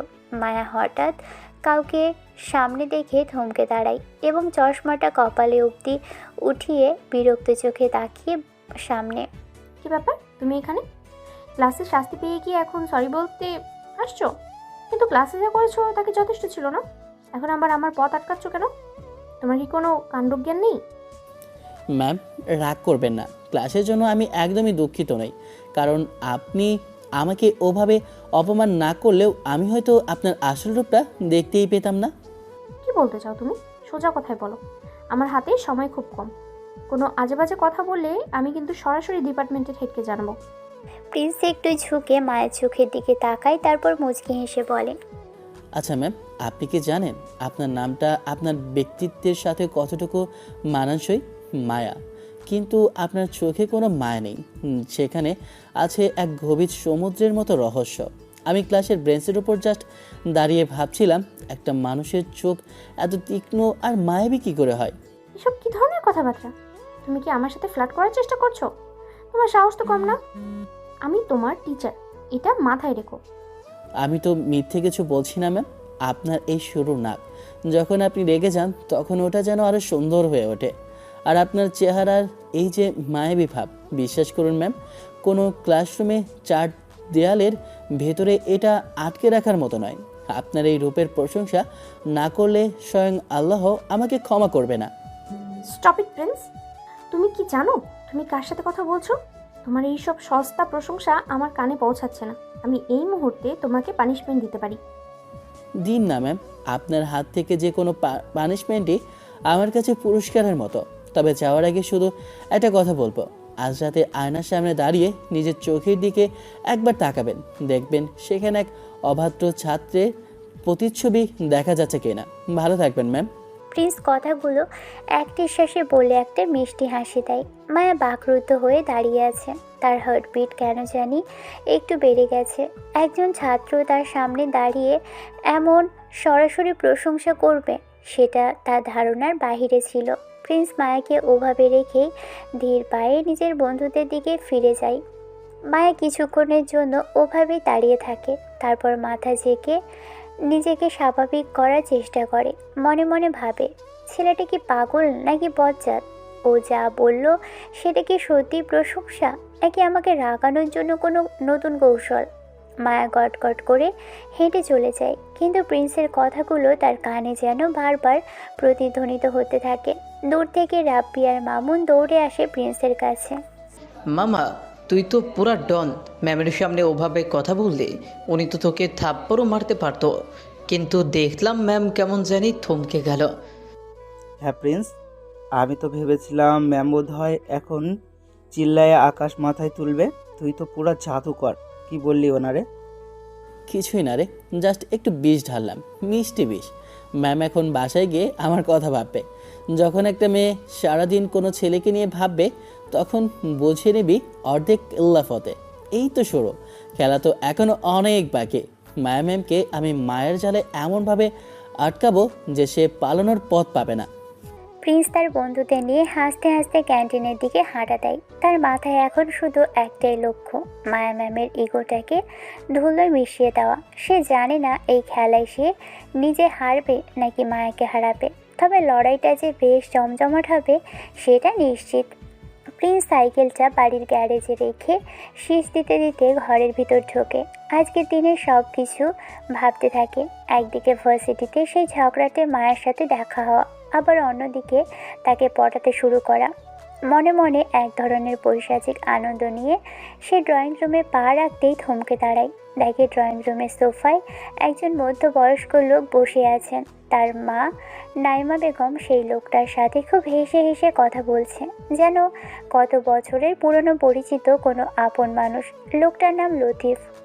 অন্যদিকে প্রিন্সের বাবা আতিফ খান পাশে সিঙ্গেল সোফাটায় বসে আছে। তার মুখটা আষাঢ়ের মেঘের মতো গম্ভীর। তিনি হাতের খবরের কাগজটা এমনভাবে ধরে আছেন যেন ওটা ছিঁড়ে ফেলবে। প্রিন্সকে দেখেই নাইমা বেগম বলে, আরে প্রিন্স, চলে এলি? হায় বাবা, এদিকে আয়। লতিফ, এই হলো আমার একমাত্র ছেলে প্রিন্স। আর প্রিন্স, ইনি হচ্ছেন লতিফ আঙ্কেল, আমার ভার্সিটি জীবনের খুব ঘনিষ্ঠ বন্ধু। অনেকদিন পর দেখা হলো আমাদের। আসসালামু আলাইকুম আঙ্কেল, কেমন আছেন? ওয়ালাইকুম আসসালাম বাবা। মাশাল্লাহ, তোমার ছেলে তো বেশ হ্যান্ডসাম হয়েছে নাইমা। একদম তোমার মতোই মায়াবী চোখ পেয়েছে। খুব ভালো লাগলো দেখা করে। ধন্যবাদ আঙ্কেল, আপনারা গল্প করুন, আমি একটু ফ্রেশ হয়ে আসছি। প্রিন্স ভিতরের দিকে যেতেই আতিফ খান ইশারায় তাকে আড়ালে ডাকে। প্রিন্স বাবার কাছে যেতেই আতিফ বলতে শুরু করে, বাবা একটা কথা শোনো, এই যে লতিফকে দেখছিস, এ তোর আঙ্কেল টাঙ্কেল কিচ্ছু না, এ হলো তোর মায়ের পুরনো এক্স, বুঝলি কিছু? কি বলো বাবা, মায়ের এক্স মানে? সিরিয়াসলি? হ্যাঁ রে, এদের মাঝে নাকি ভার্সিটি লাইফে হেভি প্রেম ছিল। পরে তোর মা আমাকে বিয়ে করে। হঠাৎ কোথা থেকে উড়ে এসে জুড়ে বসেছে, বলেছে নাকি তোর মাকে দেখতে এসেছে। আর তোর মায়ের স্বভাবটা দেখেছিস? আমি ওর স্বামী, আমাকে পাশে বসিয়ে রেখে ওই ব্যাটার সাথে কেমন খিলখিল করে হেসে গল্প করছে। বাহ, দারুণ তো। মায়ের এক্স মানে তো বিশাল ব্যাপার। মা তো দেখি হেভি প্লেয়ার ছিল এককালে। বাবা তুমি চিন্তা করো না, আমি দেখছি কি করা যায়। প্রিন্স ড্রয়িং রুমে ফিরে আসতেই নাইমা বেগম বলেন, শোন প্রিন্স, লতিফ অনেক দূর থেকে এসেছে। ও তো ঠিকমতো রাস্তা চেনে না। তুই ওর গাড়িতে করে যে রাস্তা চিনিয়ে ওকে একটু ওর বাসা পর্যন্ত দিয়ে আয় না বাবা। ওর বাসা এই তো কাছেই, বনানীর দিকে। অবশ্যই মা, কেন নয়। আঙ্কেলের সাথে গল্প করতে করতে যাওয়া যাবে। চলুন আঙ্কেল, আমি আপনাকে ড্রপ করে দিচ্ছি। প্রিন্স ভাবে বাবার হয়ে প্রতিশোধ নেবে, তাই রাজি হয়েছে। তবে লতিফ বলে, আরে না না বাবা, কষ্ট করার দরকার নেই, আমি চলে যেতে পারবো। না না লতিফ, ও পৌঁছে দেবে, তুমি ওর সাথে যাও, সাবধানে যেও কিন্তু। প্রিন্স আর লতিফ সাহেব বাসা থেকে বের হলো। লতিফ সাহেবের গাড়ি কিছুটা দূরে পার্ক করা ছিল। প্রিন্স লতিফ সাহেবের গাড়িতেই উঠে তার সাথে গল্প করতে করতে যাওয়ার জন্য। পথে লতিফ সাহেব প্রিন্সের খুব প্রশংসা করে। প্রায় 15 মিনিট পর গাড়িটা একটা বিশাল ডুপ্লেক্স বাড়ির সামনে এসে থামে। এই তো আমার বাড়ি চলে এসেছে। শোনো প্রিন্স, তুমি একদম গেট থেকে চলে যেতে পারবে না। অন্তত এক কাপ চা না খেয়ে গেলে আমি খুব মাইন্ড করব। এসো বাবা, ভিতরে এসো। না না আঙ্কেল, আজ থাক, আমার আবার একটু কাজ আছে, অন্যদিন আসবো। না মানে না, তোমার মায়ের সাথে এত বছর পর দেখা হলো, আর তার ছেলেকে এক কাপ চা না খাইয়ে বিদায় দেব? এটা হতে পারে না। চলো ভিতরে চলো। প্রিন্স আর না করতে পারে না। সে লতিফ সাহেবের সাথে বিশাল ড্রয়িং রুমে ঢোকে। বাড়িটা বেশ সুন্দর সাজানো। লতিফ সাহেব ড্রয়িং রুমে বসিয়ে কাউকে ডাক দেয়। আম্মু, ও আম্মু, দেখো তো কে এসেছে, জলদি বাইরে এসো। প্রিন্স সোফায় বসে পায়ের উপর পা তুলে আয়েশ করে মোবাইল দেখছিল। হঠাৎ ভিতরে দরজা খোলার শব্দ শুনে সে মাথা তোলে। আর মাথা তুলতেই তার হাত থেকে ফোনটা প্রায় পড়ে যাওয়ার উপক্রম হয়। সামনে দাঁড়িয়ে আছে আর কেউ নয়, স্বয়ং মায়া আহমেদ। মায়ের পরনে এখন ঘরের সাধারণ কামিজ, চুলে একটা ক্লিপ লাগানো। প্রিন্সকে নিজের ড্রয়িং রুমে দেখে মায়ের চোখের মনি স্থির হয়ে যায়, তার মুখটা হা হয়ে গেল বিস্ময়ে। প্রিন্স, এটা হলো আমার মেয়ে। প্রিন্স হাঁ করে তাকিয়ে মনে মনে বলে, একে শাড়ি তো দেখি মায়ের এক্সের মেয়ে, এ তো দেখি ছোটোখাটো এক পরমাণু বোমা। ভাগ্য তো আমার সাথে ফুটবল খেলছে, তাহলে তো এর শাস্তি আরও বাড়ানো দরকার। মায়ের এক্সের মেয়ে মানে তো আমার আমার আরও বড় টার্গেট। আপনি মানে তুমি তুমি এখানে কি করছো? আরে মা, তুমি একে চেনো নাকি? ও তো আরে মা তুমি ওকে চেন আরে মা তুমি একে চেনো নাকি? ও তো নাইমার ছেলে প্রিন্স। ও আমাকে পৌঁছে দিতে এসেছে। ও, নাইমান্টির ছেলে? তার মানে এই বজ্জার ছেলেটা তোমার বন্ধুর ছেলে? বাবা, বাবা, তুমি জানো না এ কেমন ছেলে। এ আজকে ভার্সিটিতে আমার সাথে কি ব্যবহার করেছে, আর এখন আমাদের বাড়ির ভিতরে ঢুকে বসে আছে। আরে ম্যাম যে, আপনিও কি তবে আমাকে মিস করছিলেন নাকি? আঙ্কেল, আপনার মেয়ে তো খুব রাগী। ভার্সিটিতে আমাকে কত কথা শোনালো, আর এখন বাড়িতে এসে দেখছি আপনার মেয়ে আমার টিচার। জগৎটা কত ছোট, তাই না আঙ্কেল? ও আচ্ছা, তোমরা একে অপরকে চেনো তাহলে? এ তো খুব ভালো কথা। মায়া মা, তুই দাঁড়িয়ে আছিস কেন? প্রিন্সের জন্য চার নাস্তা নিয়ে আয়। ও তো আমাদের মেহমান। আমি আমি এই অবুধ ছেলের জন্য নাস্তা বানাবো? কখনোই না বাবা, তুমি জানো না এ কত বড় বেয়াদব। ওহ ম্যাম, সব কথা কি বাবাকে বলতে হয়? আপনি তো দেখি এখনো ঝগড়াটা ভুলতে পারেননি। চুপ করো তুমি, একদম চুপ। বাবা, তুমি ওকে এখনই যেতে বলো, আমি ওর মুখও দেখতে চাই না।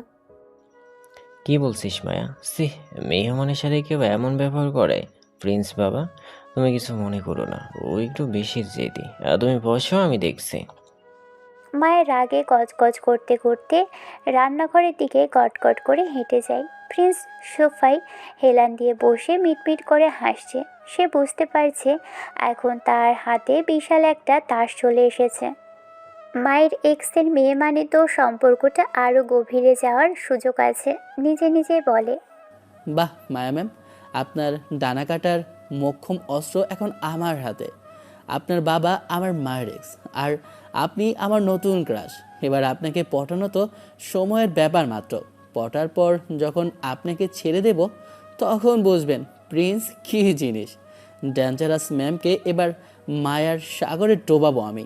মায়ের রান্নাঘর থেকে চায়ের কাপ নিয়ে আসার সময় দূর থেকে দেখে প্রিন্স পায়ের উপর পা তুলে রাজার মতো বসে আছে। মায়ের মনে হচ্ছে চায়ের কাপটা না দিয়ে প্রিন্সের মাথায় ঢেলে দেয়, কিন্তু বাবার সামনে সে নিরুপায়।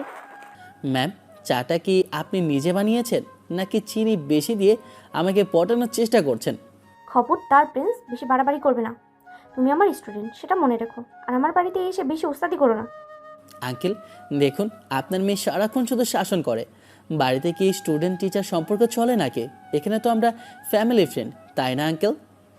লতিফ সাহেব হাসে, কিন্তু মায়ের চোখে তখন খুনের নেশা। প্রিন্স জানে এই রাত থেকে মায়ের ঘুম হারাম হয়ে যাবে।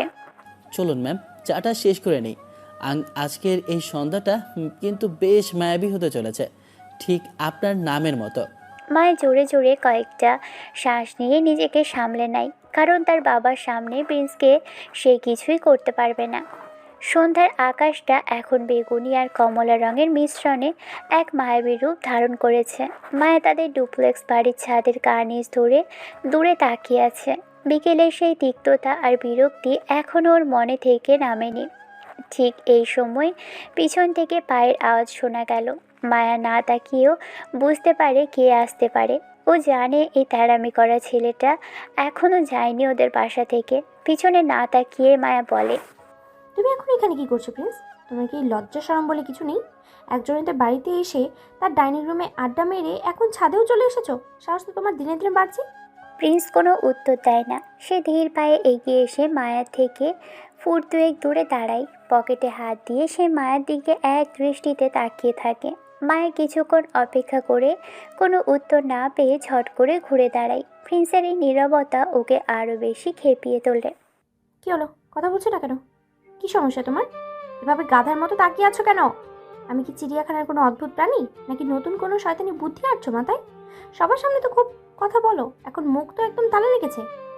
না মানে আপনাকে দেখছিলাম ম্যাম, অনেকক্ষণ ধরে খুঁটিয়ে খুঁটিয়ে দেখছিলাম। কেন, দেখার কি আছে? আমি কি কোনো বায়োলজির প্র্যাকটিক্যাল স্যাম্পল যে ওভাবে পর্যবেক্ষণ করছো? নিজের সীমা ছাড়িয়ে যাচ্ছ কিন্তু তুমি। মনে রেখো আমি তোমার টিচার। আসলে আমি না একটা ভুল করেছি। আপনাকে প্রথমবার দেখে যতটা সুন্দরী মনে করেছিলাম, আপনি আসলে মোটেও ততটা সুন্দর না। সত্যি ম্যাম, আমি বেশ হতাশ হলাম। এই কারণে মনে হয় আপনাকে আমার একটু বেশি ভালো লাগছে। কি বললে তুমি? আমি সুন্দর না? তোমার হিম্মত তো কম না। আমাকে এই অবধি যতজন দেখেছে সবাই প্রশংসা করেছে, আর তুমি আমাকে অসুন্দর বলছো? হ্যাঁ বলছি, কারণ আপনি মোটেও ওরকম না যেমনটা লোকে বলে। আমি তো আপনার মাঝে স্পেশাল কিছুই দেখছি না। এই যে আপনার চোখ দুটো, লোকে হয়তো বলেছে ডাগর ডাগর চোখ, কিন্তু কই, না আছে চোখে কোনো মায়াবী ভাব, না আছে কোনো গভীরতা। আপনার গালে কোনো টোল পড়ে না হাসলে। এমনকি আপনার ওই সোজা দাঁতগুলোর মাঝে কোনো গজদাঁতও নেই যা আপনাকে আলাদা করবে। আর আপনার ঠোঁট, এগুলো মোটেও আকর্ষণীয় না, সারাক্ষণ শুধু ঝগড়া করার জন্য নড়ে। তুমি এসব বলার সাহস পাও কোত্থেকে? আমার ঠোঁট আকর্ষণীয় কি না সেটা তোমাকে সার্টিফিকেট দিতে হবে না। আসলে ম্যাম, আপনাকে না ওই রাগেতেই মানায়, কারণ আপনার ভিতরে সৌন্দর্যের ছিটে ফোটাও নেই। এই যে আপনি সারাক্ষণ খিটখিট করেন, এর আসল কারণ হলো আপনার নিজের উপর কোনো কনফিডেন্সই নেই। আমি শুনেছি সুন্দরী মেয়েরা খুব কোমল হয়, তাদের কথা শুনলে মনে হয় কারা মধু চলছে। আপনি তার কিছুই না। আপনার গলার আওয়াজ শুনলে মনে হয় কেউ পাথর ভাঙছে। আসলে আপনি শুধু ম্যাম হওয়ার যোগ্য, কারো গার্লফ্রেন্ড বা বউ হওয়ার যোগ্য আপনি কোনোদিনই হতে পারবেন না। আপনাকে এই কড়া টিচার হয়ে সারা জীবন কাটাতে হবে। প্রিন্স, মুখ সামলে কথা বলো। আমি এক্ষুনি বাবাকে ডাকবো। তুমি আমাকে পার্সোনাল অ্যাটাক করেছো। ডাকুন, আমি তো সত্যিই বলছি। আপনাকে আজকে প্রশংসা করে আমি বড় ভুল করেছি। ভুল করে ভালোবেসে ফেলেছি। এখন কি আর করার, কপালে যখন দুঃখ আছে তখন আপনার মতো এমন একটা অসুন্দর মেয়ের পেছনেই ঘুরতে হবে। মাঝে মাঝে ভাবি নিজের চেহারার একটু যত্ন নিতে পারেন না? সারাক্ষণ কি খালি রাস্তাঘাটে যাকে তাকে দেখে চোর ছিনতাইকারী বলতে থাকেন? ওই একটা গুণই তো আপনার আছে, তাই না? মানুষের মান সম্মান নিয়ে ছিনিমিনি খেলা। তুমি আমাকে এতগুলো কথা শোনালে? আমি অসুন্দর? আমার মাঝে কিছু নেই? আচ্ছা, একটা টিপস দেই, শুনবেন? এসব ঝগড়াঝাটি আমার পছন্দ না। আপনি যদি একটু যত্ন নেন তবে হয়তো আপনাকে মানুষ হিসেবে সহ্য করা যাবে। এই যে যেমন ধরেন, চোখে যদি একটু হালকা করে কাজল দেন, আর মুখে যদি সারাক্ষণ ওই তেঁতুল খাওয়ার মতো মুখ না করে একটু হাসি হাসি ভাব রাখেন, তবে আপনাকে হয়তো একদম পরীর মতো মায়াবী লাগবে। মানে আপনার নামের সার্থকতা খুঁজে পাওয়া যাবে। আপাতত এই পেতনি লোকে আপনাকে অসহ্য লাগছে। আসি, হ্যাঁ ভালো থাকবেন মিস পেতনি সুন্দরী। আপনি আমার গার্লফ্রেন্ডের বোন হওয়ারও যোগ্য না, বুঝেছেন? কথাটা শেষ করেই প্রিন্স এক মুহূর্ত দাঁড়ালো না। মাথা কিছু বুঝে ওঠার আগেই বা পাল্টা কোনো গালি দেওয়ার আগেই প্রিন্স ছাদের দরজা দিয়ে হন হন করে নিচে নেমে গেল। মায়া হাঁ করে ওর চলে যাওয়ার দিকে তাকিয়ে রইল। ওর গলার ভিতর কান্না আর রাগ তলা পাকিয়ে আসছে। ও জীবনে কোনো ছেলের কাছ থেকেই এমন অপমানজনক কথা শোনেনি। মনে মনে বলে, আমি পেতনি সুন্দরী? আমি অসুন্দর? আমার চোখে মায়া নেই? আমি ওর গার্লফ্রেন্ড হবারও যোগ্য না? এই ছেলেটাকে তো আমি দেখে নিব। এত বড় সাহস আমার চেহারার খুঁত বের করে? আমি কি সত্যি দেখতে খারাপ? মায়া দ্রুত রুমে আসে, নিজের ঘরের আয়নায় সামনে দাঁড়ায়, তারপর নিজের চেহারা দেখতে থাকে। প্রিন্সের বলা প্রতিটা কথা ওর মাথায় হ্যামারের মতো বাজছে। গজদাঁত নেই, টোল পড়ে না, মায়াবী ভাব নেই, চোখে গভীরতা নেই, অসুন্দরী। ওদিকে প্রিন্স নিজের বাড়ির উদ্দেশ্যে যেতে যেতে মনে মনে শয়তানি হাসি হাসছে। ও জানে ও ঠিক কোন জায়গায় আঘাত করেছে। নিজের মনে বলে, পটানোর আসল ট্রিক্স তো জানো না সুন্দরী ম্যাম। কোনো সুন্দরী মেয়েকে যদি সরাসরি প্রশংসা করা হয় তবে সে ডানা গজিয়ে আকাশে ওড়ে, কিন্তু তাকে যদি 10টা খুদ দড়িয়ে দিয়ে বলা হয় যে সে অসুন্দর, তবে সে আয়নার সামনে দাঁড়িয়ে নিজের অস্তিত্ব খুঁজতে থাকে। এখন থেকে মায়া ম্যাম সারাক্ষণ আয়নায় নিজেকে দেখবে আর ভাববে কেন আমি তাকে অসুন্দর বললাম। আমার কথায় ভাববে, আর যতবার সে আয়নায় দেখবে ততবার আমার কথা তার মনে পড়বে। Game on, Maya Ahmed. Prince জানে আজকে রাতটা মায়ের জন্য হবে এক দীর্ঘ আত্মজিজ্ঞাসার রাত। আর মায়া আয়নার সামনে দাঁড়িয়ে তখনও নিজের ঠোঁট আর চোখ পরীক্ষা করছে। মনে মনে প্রিন্সকে হাজারটা গালি দিচ্ছে ঠিকই, কিন্তু অবচেতন মনে তার দেওয়া কাজল পরা আর হাসি মাখা চেহারার পরামর্শটা বারবার ঘুরপাক খাচ্ছে। শয়তান ছেলে একটা আমাকে পেতনি বলে গেল। কাল আসুক, ওর অবস্থা যে কি করব। কিন্তু ও কি সত্যি আমাকে ভালোবেসে ফেলেছে, নাকি শুধু অপমান করতে এসেছিল? মায়ের মনের গভীরে এক অদ্ভুত দোলাচল শুরু হয়েছে। পরের দিন প্রিন্স ক্লাসে যায়। প্রিন্সের ভিতর এক অন্যরকম উত্তেজনা কাজ করছে। কাল রাতে ছাদে সেই ঘটনার পর সে বেশ রোমাঞ্চিত। মায়া ম্যামকে পেতনি সুন্দরী বলে আসা আর তার সৌন্দর্যের খুঁত বের করার পর ম্যামের প্রতিক্রিয়া দেখার জন্য সে আজ অনেক সকালে ঘুম থেকে উঠেছে। সেমিস্টার শুরুর পর এই প্রথম প্রিন্সকে ক্লাসের প্রথম বেঞ্চে বসতে থাকতে দেখা যাচ্ছে। সে বারবার দরজার দিকে তাকাচ্ছে। মায়া ম্যাম ক্লাসে ঢুকতেই সে একটা বাঁকা হাসি দেবে, যাতে ম্যামের কাল রাতের কথা মনে পড়ে যায়। তাছাড়া সে মনে মনে প্রস্তুত ম্যামকে বিরক্ত করার জন্য। কিন্তু সময় বয়ে যায়, ঘড়ির কাঁটা 10টা পেরিয়ে 10টা 10 বাজে। ক্লাসে মায়া ম্যামের বদলে ঢুকলো রফিক স্যার। ওনাকে দেখেই প্রিন্সের কপাল কুঁচকে যায়। বুকের ভিতর একটা দলা পাকানো অস্বস্তি মোচড় দেয়। সে পাশে বসা বন্ধু রাব্বিকে কড়ুই দিয়ে কুতো দিয়ে বলে, কিরে রফিক স্যার কেন? মায়া ম্যামের তো এখন বায়োলজি ক্লাস নেওয়ার কথা ছিল না? আমি কি জানি মামা, হয়তো ম্যামের কোনো কাজ আছে। তুই তো দেখি আজ খুব সিরিয়াস। ম্যামের জন্য ওয়েট করছিস নাকি? আরে না, এমনি। সত্যি করে বল, ম্যামকে প্রপোজ করাটা তোর মজা ছিল নাকি সত্যি সত্যি ওনার প্রেমে পড়েছিস? আরে থাম তো তোরা। প্রিন্স এগিয়ে যায়। তার ভিতরে কেমন অস্থিরতা কাজ করছে। সে নিজেও বুঝতে পারছে না এসবের মানে কি। মায়াকে তার কথা ভাবতে বাধ্য করতে গিয়ে প্রিন্স যে সারা রাত মায়ের কথা ভেবেছে এটা প্রিন্স ভালো করেই জানে। আর স্বপ্নে ম্যামের সাথে প্রেমও করেছে। কিন্তু ম্যাম কোথায়? প্রিন্স আর ধৈর্য ধরতে পারে না। সে হাত তোলে। রফিক স্যার চশমার ফাঁক দিয়ে প্রিন্সের দিকে তাকায়। প্রিন্স বলল, স্যার একটা প্রশ্ন ছিল, আমাদের মায়া ম্যাম কি আজকে আসবেন না? মানে ওনার ক্লাস তো এখনই হওয়ার কথা। আমি আজকে ওনার পড়াটা করে আসছিলাম আর কি। না প্রিন্স, মায়া আজ ভার্সিটিতে আসেনি। সকালে ফোন করে জানালো ও বেশি অসুস্থ। ওর বদলে আমি আজ ক্লাসটা কন্টিনিউ করব। সবাই বই বের করো, আমার কাছেই পড়া দিও। প্রিন্সের মনটা এক নিমেষেই দমে যায়। অসুস্থ? কাল রাত অবধি তো ছাদেই দাঁড়িয়ে চিল্লালো। তার মধ্যে অসুস্থ হওয়ার মতো কি ঘটলো? তবে কি প্রিন্সের বলা কথাগুলো ম্যামের মনে খুব বেশি লেগেছে? প্রিন্স ভাবতে থাকে, একটা মেয়েকে ওভাবে অসুন্দরী না বললে কি সে অসুস্থ হয়ে পড়ে? এটা কোনো যুক্তি হলো?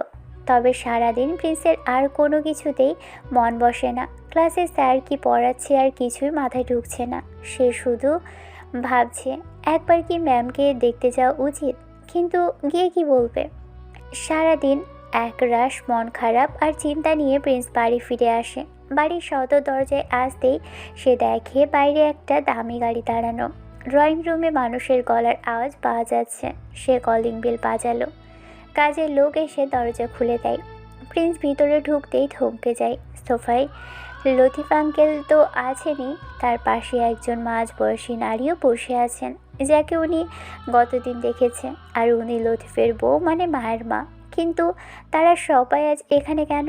প্রিন্সকে দেখা মাত্রই নাইমা বেগম ঝড়ের বেগে এগিয়ে আসে প্রিন্সের কাছে। ওনার চোখ মুখ লাল হয়ে আছে রাগে। ওই বেয়াদব ছেলে, তোকে আমি কতবার ফোন করেছি, হিসেব আছে? ফোনটা কি পকেটে সাজিয়ে রাখার জন্য দিয়েছি? কেন ফোন তুলিসনি? আসলে মা, ফোনটা সাইলেন্ট ছিল, ক্লাসে ছিলাম তো তাই খেয়াল করিনি। কিন্তু আঙ্কেল আন্টি ওনারা, মানে আপনারা এখানে? আন্টি আন্টি আপনিও এসেছেন? কি ব্যাপার মা, সবাই এভাবে বসে আছে কেন? কিছু কি হয়েছে? সবাই ঠিক আছে? যা কাণ্ড ঘটিয়েছিস তুই, তোর জন্যই তো সবাই এসেছে। তোর জন্য আজ সারাদিন আমরা এখানে বসে তোর অপেক্ষা করেছি, আর তুই নবাবজাদার মতো ফোন সাইলেন্ট করে ঘুরে বেড়াচ্ছিস। আর এখন এসে নাটক করছিস, তাই না? এমন কাণ্ড কবে থেকে চলছে বল তো? কি বলো মা এসব? কোন কাণ্ড? কিসের কথা বলছো? আর আমার জন্য মানে? কেন, আমি আবার কি করলাম? এমন করে বলছো যেন আমি কোনো ক্রাইম করেছি। প্রিন্স তার বাবার দিকে তাকায়। আজ আতিফ খানকে বেশ হাসি খুশি লাগছে। কালকে সেই গভীর ভাবটা একদম নেই। আতিফ খান উঠে এসে প্রিন্সের কাঁধে হাত রেখে বলেন, সাব্বাস বাবা, আবার আমার হয়ে তুই একদম মোক্ষম প্রতিশোধ নিলি। লতিফ সাহেবকে আজ একদম মুখ কাঁচুমাচু করে আসতে হয়েছে আমার ড্রয়িং রুমে। কালকের পর যে ওনারা এভাবে আসবে আমি ভাবিনি। সাব্বাস বেটা। প্রিন্সের এমনিতেই মাথা কাজ করছে না, তার উপর ওর বাবার এমন কথা শুনে যেন পুরো আকাশ থেমে পড়ে। কিসের প্রতিশোধ বাবা? আমি কিছুই তো বুঝতে পারছি না। তোমরা সবাই মিলে কি হেয়ালি করছো? আঙ্কেল, কি হয়েছে বলবেন? আপনারা কি মজা করছেন আমার সাথে কোনো কিছু নিয়ে? মজা তো তুই করেছিস হারামি, আমাদের সবার সাথে। লজ্জা করে না এখন এমন কাজ করে সবার সামনে সাধু সাজতে? উফ মা, তুমি না সবসময় বেশি বেশি করো। কি হয়েছে বুঝতে পারছি না। সোজা সাপটা বললে বলো, না হলে আমি গেলাম। লতিফ সাহেব উঠে দাঁড়ালো। প্রিন্স থামে। উনি প্রিন্সের দিকে তাকিয়ে একটু লজ্জিত ভঙ্গিতে হাসে। ওনার স্ত্রী একবার আতিফ খানের দিকে তাকাচ্ছে, তো একবার প্রিন্সের দিকে। কেউ কিছু জিজ্ঞেস করছে না। প্রিন্স বাবা, আসলে কাল রাতে তুমি চলে যাওয়ার পর বাড়িতে যা হয়েছে সেটা অবিশ্বাস্য। আমি প্রথমে ভেবেছি মজা, কিন্তু পরে বিষয়টা সিরিয়াস হয়। যাকগে, সকাল সকাল চলে এসেছি। তোমার মা বাবাকে সবটা বুঝিয়ে বলি। সেও বলে তোমার মা আর বাবা সব ঠিক করে ফেলেছে। এবার বাকিটা তুমি বলবে। হ্যাঁ, আমি আমি কি বলবো? আমি কি কি করলাম? কিসের জন্য আসলেন? প্রিন্স, এখন তরতর করে কথা না বলে জলদি তোর ঘরে যা। আলমারিতে একটা নতুন লাল রঙের পাঞ্জাবি রাখা আছে, ওটা পরে জলদি তৈরি হয়ে আয়। আমাদের হাতে সময় কম। কি এসব কি? হ্যাঁ, কেন মা? কোথায় যাব আমরা? আর রেডি হতে বলছো কেন? হঠাৎ কি হচ্ছে কিছুই তো বলছো না। আমার কিন্তু মাথা ঘোরাচ্ছে। বেশি কথা বলবি না তো, যা বলছি সেটা কর। গেস্টরা আসবে একটু পরেই, আরও লোকজন ঢুকবে বাড়িতে। চটপট যা, দেরি করে আরও দেরি হবে, অনেক কাজ আছে। হ্যাঁ বাবা, যাও জলদি। মানুষজন আসলো বলে দেখছো না আমরা কত দ্রুত এসেছি। আরও মানুষজন আসবে, দেরি করো না। কিন্তু আবার কিন্তু? তোর কি এখন আমি চর দেব? ফোনটা চেক কর তো, কতটা কল দিছি আমরা সবাই তোকে। যদি ফোনটা ধরতি তবে এত নাটক করা লাগতো না আর তোর মতো। প্রিন্স পকেট থেকে ফোনটা বের করে, তাকিয়ে দেখে 30টা মিসড কল। মা বাবা আন্নোর নাম্বার সবই আছে, কিন্তু ওর ওর সাথে কি হয়েছে? বাড়ির সবার কথা শুনে প্রিন্স কিং কর্তব্য বিমূঢ় হয়ে নিজের ঘরের দিকে হাঁটা দেয়। তার মাথার ভিতর এখন হাজারটা প্রশ্ন। লাল পাঞ্জাবি, গেস্ট, কিসের প্রতিশোধ? বাবা কেন বলছে যে সে প্রতিশোধ নিয়েছে? প্রিন্স রুমে ঢুকে পাঞ্জাবিটা হাতে নেয়। সে ভাবতে থাকে, তবে কি লতিফ আঙ্কেলের এক্সের কাহিনী নিয়ে কোনো ঝামেলা হয়েছে, নাকি মায়ের ব্যাপারে কিছু? কিন্তু মায়ের বিষয়ে তো তেমন কিছুই করেনি। ঠিক এই সময় বাড়ির কলিং বেলটা বেজে ওঠে। বাহিরে অনেক মানুষের কথাবার্তা শোনা যাচ্ছে। প্রিন্স জানালার পর্দা সরিয়ে উকি দেয়। দেখে আরও কয়েকটা গাড়ি এসে থেমেছে বাড়ির সামনে। অনেক মানুষ ডেকোরেশনের কিছু জিনিসপত্র নিয়ে ঢুকছে।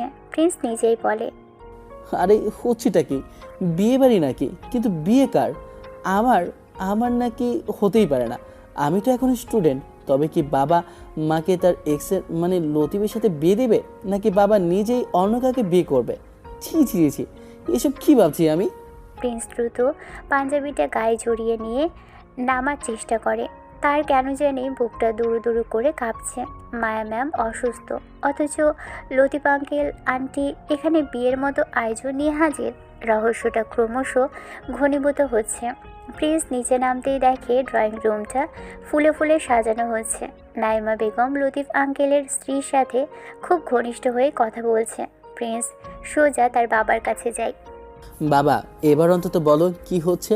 আমি না জানলে এখান থেকে এক পাও নড়ব না। আরে পাগলা, তুই মায়ার সাথে কি আকাম করেছিস? মায়া তো পুরো পাগল হয়ে গেছে। কালকে নাকি তুই মায়াকে বলেছিস তুই তাকে ছাড়া বাঁচবি না, মরে যাবি। তুই নাকি ওকে তোর থেকেও বেশি ভালোবাসিস। তোদের প্রেম নাকি 1.5 বছর ধরে চলছে। মায়া রাগ করতে তুই এসব বলে এসেছিস। তো কাল তুই মায়াকে ওইসব কথা বলে আসার পর মেয়েটা কান্নাকাটি করে একাকার। পরে লতিফ আসে, সে তার মেয়ের সাথে কথা বলে। মায়াও বলে সে তোকে ভালোবাসে। তোকে ছাড়া কাউকে বিয়ে করবে না। লতিফ বুঝতে পেরেছে তোর জন্য তার মেয়ে কষ্ট পাচ্ছে, তাই লতিফ নিজেই প্রস্তাব নিয়ে এসেছে। আমার পুরনো হিসাবও চুকে গেল, আবার তোর ভবিষ্যৎও সেট হয়ে গেল। প্রিন্স স্তব্ধ হয়ে দাঁড়িয়ে থাকে। মায়ের সাথে তার বিয়ে, ভালোবাসা, প্রেম, বিয়ের প্রস্তাব। তবে কি মায়ের সাথে তার বিয়ের কথা চলছে? এই রাগী ডাইনি ম্যামের সাথে? প্রিন্স তো শুধু পটানোর গেম খেলছিল। এটা যে এত দ্রুত বাস্তবতায় রূপ নেবে সে ভাবতেও পারেনি। মনে হচ্ছে নিজের দড়ি নিজের গলাতে এসে পড়ল। ঠিক এই সময় দরজার কাছে একটা অচেনা অবয়ব দেখা যায়। প্রিন্স দেখে মায়া ম্যাম লাল রঙের একটা শাড়ি পরে দাঁড়িয়ে আছে, চোখে প্রচুর কাজল দেওয়া, মুখে হালকা হাসি, পাল্লা থেকে চোখের নিচে তিল করে আনছে আর গালে চুলও বানিয়ে এনেছে। তাকে দেখে একদমই অসুস্থ মনে হচ্ছে না, বরং প্রিন্সের কালকে দেওয়া প্রতিটি টিপস সে অক্ষরে অক্ষরে পালন করেছে। মায়া প্রিন্সের কাছে এসে ফিসফিস করে বলে, কি হলো প্রিন্স? আমাকে কি এখনো প্রেগনি লাগছে নাকি মায়াবী লালপরি লাগছে? প্রিন্স উত্তর দিতে গিয়েও হারিয়ে যায়। সে বুঝতে পারছে না সে কি মায়াকে পটাতে গিয়ে নিজেই পটে গেল কি না। আপনি কি তবে সুস্থ হয়ে গেছেন ম্যাম? তোমার দেওয়া ট্রিটমেন্টে তো অসুস্থ হওয়ারই কথা। যা শোনালে কালকে, ভাবলাম তোমাকে শাস্তি দিতে হলে আমার তোমাকে বিয়ে করা লাগবে। কারণ আমার মতো অসুন্দর মেয়েকে নিয়ে তোমাকে সারা জীবন থাকার প্ল্যান করেছি আমি। আমাকে অপমান করবা? বুঝবি শোনা তুমি। এখন চলো, সবাই আমাদের জন্য অপেক্ষা করছে। প্রিন্সের বাড়ির ছাদটা আজ আলোকসজ্জায় ঝলমল করছে। ড্রয়িং রুমে মানুষের ভিড়। লতিফ আঙ্কেল আর নাইমা বেগম সোফায় বসে হাসাহাসি করছে। মাঝখানে বসে আছে প্রিন্স আর মায়া। প্রিন্সের পরনে নতুন লাল পাঞ্জাবি আর মায়ের পরনে লাল রঙের জামদানি শাড়ি। প্রিন্স আর চোখে মায়ের দিকে তাকায়। কাল রাতে যাকে পেতনি বলেছিল, আজ লাল শাড়িতে তাকে সত্যি এক অপার্থিব লাল পরীর মতোই লাগছে। মায়ের চোখে ঘন কাজল, ঠোঁটে হালকা গোলাপি আভা, কিন্তু মায়ের মুখে সেই চিরচেনা গম্ভীর ভাব। বিয়েটা হয়ে যায় খুব দ্রুত, কিন্তু দুজনের মনের ভিতরে তখনও জ্বলছে অন্য কিছু। কেউ কাউকে মেনে নিতে পারছে না। বাসার সবাই যখন বিদায় নেয় তখন দম্পতিকে একা ছেড়ে দেওয়া হয় প্রিন্সের সাজানো ঘরে। মায়া বিছানার এক কোণায় বসে আছে। প্রিন্স দরজা বন্ধ করে ওর দিকে তাকিয়ে একটা হাসি দেয়। কি ম্যাম, এখন কি আমাকে কান ধরে দাঁড় করিয়ে রাখবেন নাকি মার্কস কমিয়ে দেওয়ার ভয় দেখাবেন? মনে রাখবেন, এখন কিন্তু আমার ক্লাসরুমের ভেতরে নেই। এখন আপনি আমার বিবাহিত স্ত্রী। আমার বাড়িতে আপনার রাজত্ব চলবে না। মুখ সামলে কথা বলো প্রিন্স। এই বিয়েটা আমি তোমাকে জানানোর জন্য করেছি। আমি তোমাকে কখনোই আমার স্বামী হিসেবে মেনে নিতে পারবো না। তুমি আমার ছাত্র ছেলে, আছো এবং থাকবে। একটা অসভ্য বেয়াদব ছেলের সাথে আমি সংসার করবো? ইম্পসিবল। তোমার মতো একটা ইম্যাচিওর ছেলের সাথে জীবন কাটানো মানে নিজের কবর নিজেই খোঁড়া। বাহ, দারুণ বলছেন তো। ভাববেন না আমি আপনাকে বরণ করার জন্য মালা হাতে দাঁড়িয়ে আছি। আপনি যে কত বড় রাগী আর বদমেজাজি সেটা তো আমি গত কয়েকদিনেই হাড়ে হাড়ে টের পেয়েছে। আমি তো ভেবেছিলাম কোনো কোমল মনের শান্ত মেয়েকে বিয়ে করব। কপালে জুটলো এক লেডি হিটলার। বিশ্বাস করুন ম্যাম, আমি আপনাকে মেনে নিতে পারছি না। আপনি আমার টাইপেরই নন। তবে কেন বিয়ে করলে? না করে দিলেই পারতে, নিজের পুরুষত্ব দেখাতে পারতে তখন। এখন বাসর ঘরে এসে বড় বড় কথা বলছো। আর আপনি ঢ্যাং ঢ্যাং করতে করতে বিয়ে করতে চলে এলেন যে? নিজে খুব নানা করেছেন, ঠিকই বিয়ে করেছেন আমাকে। তবে একটা কথা শুনে রাখুন, আমরা এক ঘরে থাকলেও আপনার থেকে আমি অন্তত 10 হাত দূরে থাকব। আপনার ওই বৃষ্টি মেজাজ সহ্য করার ধৈর্য আমার নেই। আপনি আপনার ইগো নিয়েই থাকুন, আমি আমার মধ্যে থাকব। খুব ভালো, আমিও ঠিক এটাই চাই। আমার আশেপাশে আসার চেষ্টাও করবে না। এই বিছানায় আমার জায়গা। তুমি যাও, সবাই গিয়ে ঘুমো। আজ থেকে আমাদের মাঝে একটা দেয়াল থাকবে। প্রিন্স কোনো কথা না বলে একটা বালিশ আর চাদর নিয়ে সোফায় গিয়ে শুয়ে পড়ে। মায়া বিছানায় শুয়ে অন্ধকারের দিকে তাকিয়ে থাকে। ওর মনের ভিতর এক অদ্ভুত কষ্ট আর জেদ খেলা করছে। প্রিন্স কেন ওকে ওভাবে কথা শোনালো? ওকে সত্যি এত খারাপ? অথচ যখন প্রিন্স ওকে চোরদের হাত থেকে বাঁচিয়েছিল তখন মায়ের মনে হয়েছিল প্রিন্স ছেলেটা হয়তো একটু আলাদা। কিন্তু আজকের এই ব্যবহারে সব ভেস্তে যায়। এক সপ্তাহ পার হয়ে যায়। প্রিন্স আর মায়া একই বাড়িতে থাকে, একসাথে ভার্সিটিতে আসে। কিন্তু ক্যাম্পাসে ঢোকার আগেই প্রিন্স সাইকেল থেকে মায়াকে নামিয়ে দেয়। যাতে কেউ বুঝতে না পারে তাদের সম্পর্কের কথা। মায়া যখন ক্লাসে লেকচার দেয় আর মিস পিছনের বেঞ্চে বসে জানালা দিয়ে বাহিরে তাকিয়ে থাকে, ক্লাসে তাদের মাঝে শিক্ষক আর ছাত্রের সম্পর্ক বজায় থাকলেও দুজনের চোখাচোখি হলে একে অপরকে যেন গিলে খাবার মতো ভাব দেখায়। প্রিন্স সত্যি সত্যি মায়াকে ভালোবাসতে শুরু করেছিল, কিন্তু তা প্রকাশ করেনি। সে চায় মায়া আগে হার মানুক। মায়াও প্রিন্সকে পছন্দ করতে শুরু করেছিল, কিন্তু তার ইগো তাকে মুখ খুলতে দিচ্ছে না। প্রিন্স ক্লাস থেকে বের হয়, সাথে ওর বন্ধুরাও। প্রিন্স, তোর ম্যাডামকে পটানোর কি হলো? আজকাল ম্যামের সাথে তোর ঝামেলা দেখি না কেন? মনে হয় প্রিন্স ম্যামের প্রেমে পড়েছে। তোরা থামবি? ঠিক সেই মুহূর্তে বিপরীত দিক থেকে বই হাতে নিয়ে দ্রুত পায়ে আসছিল প্রথম বর্ষের ছাত্রী নিশি। প্রিন্স খেয়াল করেনি, আর নিশিও ছিল অন্যমনস্ক। হঠাৎ করেই দুজনের মাঝে একটা ধাক্কা লাগে। নিশির হাতের বইগুলো চারিদিকে ছড়িয়ে পড়ে, আর সে টাল সামলাতে না পেরে পিছনের দিকে পড়ে যেতে নাই। প্রিন্স হাত বাড়িয়ে নিশির কোমর জড়িয়ে ধরে তাকে রক্ষা করে। নিশি ভয়ে চোখ বন্ধ করে ফেলেছিল, কিন্তু নিজেকে শক্ত হাতের বাঁধনে আবিষ্কার করে সে ধীরে ধীরে চোখ খোলে। Oh God, thank you so much. আমি তো ভেবেছিলাম আজ হাড়গোড় সব ভেঙে যাবে। সাবধানে সুন্দরী, এভাবে উড়োজাহাজ হয়ে হাঁটলে তো দুর্ঘটনা ঘটবেই। চোট পাওনি তো? না, ঠিক আছে। আসলে আমি ক্লাসের জন্য লেট করে যাচ্ছিলাম তো, তাই। প্রিন্স আলতো করে নিশিকে সোজা করে দাঁড় করিয়ে দেয় এবং নিচু হয়ে ওর বইগুলো তুলে দেয়। এমন সময় মায়া ম্যামের শেষ হলো। দরজা খুলে মায়া বের হতেই তার নজর পড়ে প্রিন্সের দিকে। সে দেখে একটা অপরিচিত মেয়ে প্রিন্সের একদম কাছাকাছি দাঁড়িয়ে আছে, আর প্রিন্স খুব যত্ন করে তার বইগুলো গুছিয়ে দিচ্ছে। মনে মনে বলে, এটা আবার কি? এই মেয়েটার সাথে প্রিন্স এত মাখামাখি করছে কেন? আর প্রিন্সের হাসিটা তো দেখি থামছেই না। মায়া স্থির হয়ে দাঁড়িয়ে রইল। সে দেখল প্রিন্স বইগুলো নিশির হাতে দিয়ে ওর চোখের দিকে তাকিয়ে আছে। কিরে মামা, পরিচয়টা তো বেশি রোমান্টিক হলো। ধাক্কা লাগলেও আর তুই হিরোর মতো ধরে ফেললি। আমাদের কি কপালে কোনোদিন এমন ধাক্কা জুটবে না? তোর কপালে জুটবে ঝড়ের বাড়ি, দেখছিস না? একেই বলে ডেস্টিনি। কি নাম তোমার ছোট পরি? আমি নিশি, ফার্স্ট ইয়ার বোটানি। আর আপনি? আমি প্রিন্স, থার্ড ইয়ার, তোমার ইমিডিয়েট সিনিয়র। পড়াশোনায় কোনো সমস্যা হলে বা অন্য কোনো আপদ বিপদে আমাকে মনে করো, আমার নাম্বারটা নিয়ে রাখতে পারো। নিশি হেসে উঠল। প্রিন্স যে তার সাথে ফ্লার্ট করছে সেটা সে বেশ উপভোগ করছে। সে জানে প্রিন্স এই ক্যাম্পাসের বেশ পপুলার ছেলে। মায়া সহ্য করতে পারল না। সে গটগট করে তাদের পাশ দিয়ে হেঁটে যাওয়ার সময় ইচ্ছাকৃতভাবে তার ফাইলটা প্রিন্সের হাতে লাগিয়ে দিল। তারপর বলে, করিডোরে দাঁড়িয়ে এভাবে রাস্তা ব্লক করে আড্ডা দেওয়াটা কি ভার্সিটির নিয়ম? ক্লাসে মন নেই, এখন দেখছি এখানেও নাটক শুরু করেছো। ডিসিপ্লিন শেখো প্রিন্স। আরে ম্যাম যে, সরি ম্যাম, জুনিয়রের একটা বিপদ হয়েছিল তো তাই একটু সাহায্য করছিলাম। হিউম্যানিটি বলে তো একটা কথা আছে, তাই না? নাকি আপনার বায়োলজি বইতে মায়া মমতা বলে কিছু লেখা নাই? কোনটা? হ্যাঁ, সরি ম্যাম, আমারই ভুল হয়েছিল।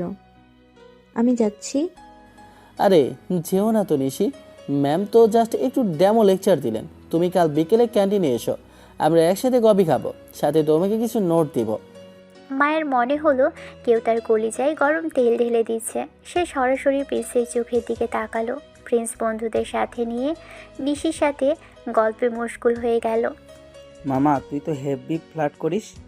ম্যামের সামনেই মেয়েটাকে কফির অফার দিয়ে দিলি। ম্যামের মুখটা দেখেছিলি?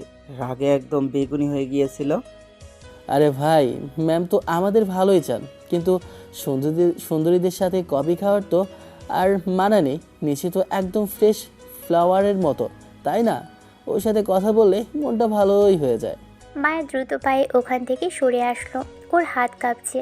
সে নিজের অফিসে গিয়ে ধপ করে চেয়ারে বসে পড়ে। প্রিন্স তার চোখের সামনে অন্য একটা মেয়ের সাথে ফ্লার্ট করছে, এটা সে মানতে পারছে না। ঘরে তো প্রিন্স তার সাথে ঠিকমতো কথাই বলে না, আর এখানে হাসাহাসি করছে। নিজেই বলে, ভালোবেসে ফেলেছি বলে কি আমাকে এভাবে অপমান করবে? ওই নিশি মেয়েটাই কি আছে যা আমার মধ্যে নেই? আসুক ও বাসায়, ওর এই ফ্লার্ট করার মজা আমি দেখাচ্ছি। আমাকে জেলাস করে ও মজা পাচ্ছে। ঠিক আছে প্রিন্স, আমিও দেখে নেব কত ধানে কত চাল। বিকেলে বাসায় ফেরার পথে সাইকেলে দুজনের মাঝে কোনো কথা হয় না। প্রিন্স শীষ দিয়েছে আপন মনে। মায়া হঠাৎ করে বলে ওঠে, ভার্সিটিতে খুব তো পড়াশোনা হচ্ছে দেখছি। নিশি মেয়ের সাথে কি খুব বেশি ঘনিষ্ঠতা বাড়ছে না? পড়াশোনার নাম করে কি সব হচ্ছে? আমি কি বুঝি না? কেন ম্যাম, আপনার তো দেখি একটা মেয়ের সাথে একটা ছেলের ভালো সম্পর্ক থাকতেই পারে। নিশি খুব লক্ষ্মী মেয়ে, আপনার মতো সবসময় মুখ ভার করে থাকে না। ও হাসলে ওর গালে সত্যিই টোল পড়ে। ওর সান্নিধ্য আমার খুব ভালো লাগলো ম্যাম। চুপ করো। ওর গালে টোল পড়ে কিনা সেটা দেখতে বলেছে কে তোমাকে? তুমি বিবাহিত, এটা ভুলে যেও না। একটা মেয়ের সাথে ওভাবে ফ্লার্ট করতে তোমার লজ্জা করে না? আপনিই তো বললেন বিয়েটা আমাকে রাগানোর জন্য করেছেন। আমি তো ফ্রি, আমি কার সাথে মিশবো সেটা আমার ব্যাপার। আপনি বরং আপনার ক্লাস আর শাসন নিয়ে থাকুন, আমাকে কন্ট্রোল করার চেষ্টা করবেন না। আমি আপনার কেনা গোলাম নই। ওর চোখ দুটো ভিজে আছে। প্রিন্স ওকে অবহেলা করছে, এটা ও সহ্য করতে পারছে না। প্রিন্সের এই উপেক্ষা ওকে তিল তিল করে শেষ করে দিচ্ছে। অন্যদিকে প্রিন্স মনে মনে হাসছে। ও জানে মায়া জেলাস হচ্ছে। বাসায় এসে মায়া নিজের ঘরে দরজা বন্ধ করে দেয়। ড্রেসিং টেবিলের সামনে দাঁড়িয়ে নিজেকে দেখে। প্রিন্স বলেছিল সুন্দর না, আর নিশির প্রশংসা করছে। মায়ের ইচ্ছে করছে সব আয়না ভেঙে ফেলতে। সে কি আসলেই হারছে, নাকি ভালোবেসে ফেলেছে এই একরোখা ছেলেটাকে? একই ছাদের নিচে থেকেও দুজন দুই মেরুর বাসিন্দা। মাসখানি কেটে যায়। নিশির সাথে প্রিন্সের ভালো সম্পর্ক হয়ে গেছে। ভার্সিটির বার্ষিক সাংস্কৃতিক অনুষ্ঠান আজ। পুরো ক্যাম্পাস যেন নতুন সাজে সেজেছে। প্রিন্স আজ সাদা রঙের একটা সিল্কের পাঞ্জাবি পরেছে। নিশি তাকে অনেক অনুরোধ করে আজ পাঞ্জাবিটা পরিয়েছে। প্রিন্স আর নিশি আজ মঞ্চে একটা ডুয়েট গান গাইবে। মায়া ডাইসের উপর বসে আছে বিচারকের প্রধান আসনে। তার পরনে আজ নীল রঙের একটা সিল্কের শাড়ি। ও আজ অনেক যত্ন করে সেজেছে। চোখে চওড়া করে কাজল টেনেছে, ঠোঁটে লিপস্টিক, আর চুলে বেলি ফুলের লম্বা মালা জড়িয়েছে। মায়া বারবার ঘাড় ফিরিয়ে গ্রিন রুমের দিকে তাকাচ্ছে।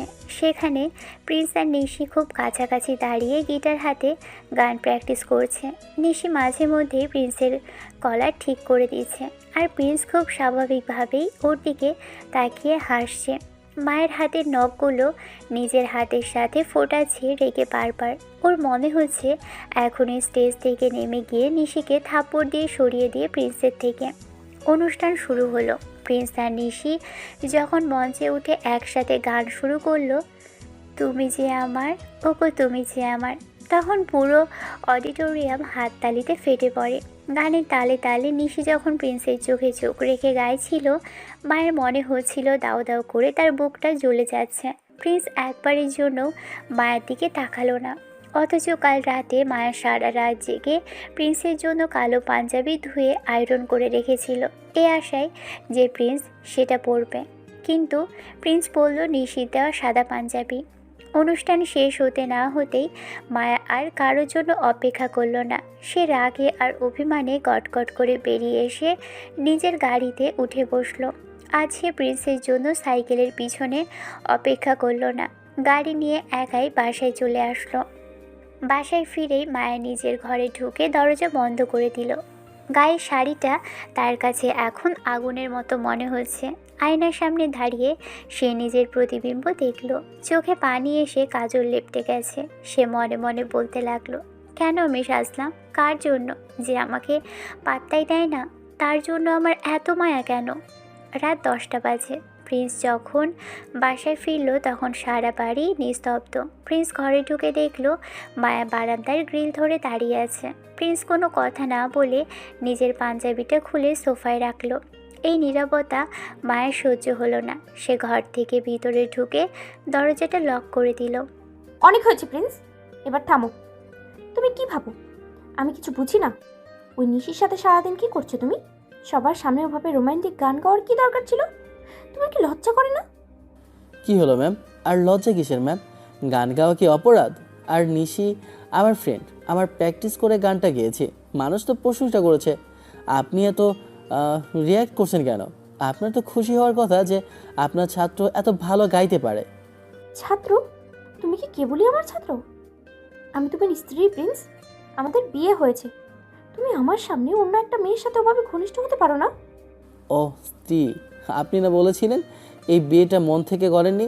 আপনি তো আমাকে স্বামী হিসেবে মেনে নিতেই পারেন না, তবে আজ কেন অধিকার ফলাচ্ছেন? আপনি তো আমাকে ঘৃণা করেন। হ্যাঁ, ঘৃণা করি। তোমার এই অবহেলা আমি ঘৃণা করি। তুমি কেন আমাকে এত কষ্ট দিচ্ছ? কেন নিশিকে নিয়ে আমার সামনে ওভাবে ঘোরো? আমি কি এতটাই ফালতু তোমার কাছে? প্রিন্স এবার ধীরে ধীরে মায়ের কাছে এগিয়ে আসলো। মায়া তখন ডুকরে কেঁদে চলেছে। লেপ্টে যাওয়া কাজলের দাগে ওর মুখটা মায়াবী কিন্তু বিধ্বস্ত লাগছে। প্রিন্স মায়ার খুব কাছাকাছি দাঁড়িয়ে ওর চোখের দিকে সরাসরি তাকালো। ঘৃণা করলে কি কেউ রাতে ঘুমন্ত স্বামীর গায়ে কম্বল জড়িয়ে দেয়? ঘৃণা করলে কি কেউ লুকিয়ে তার পাঞ্জাবি আয়রন করে রাখে?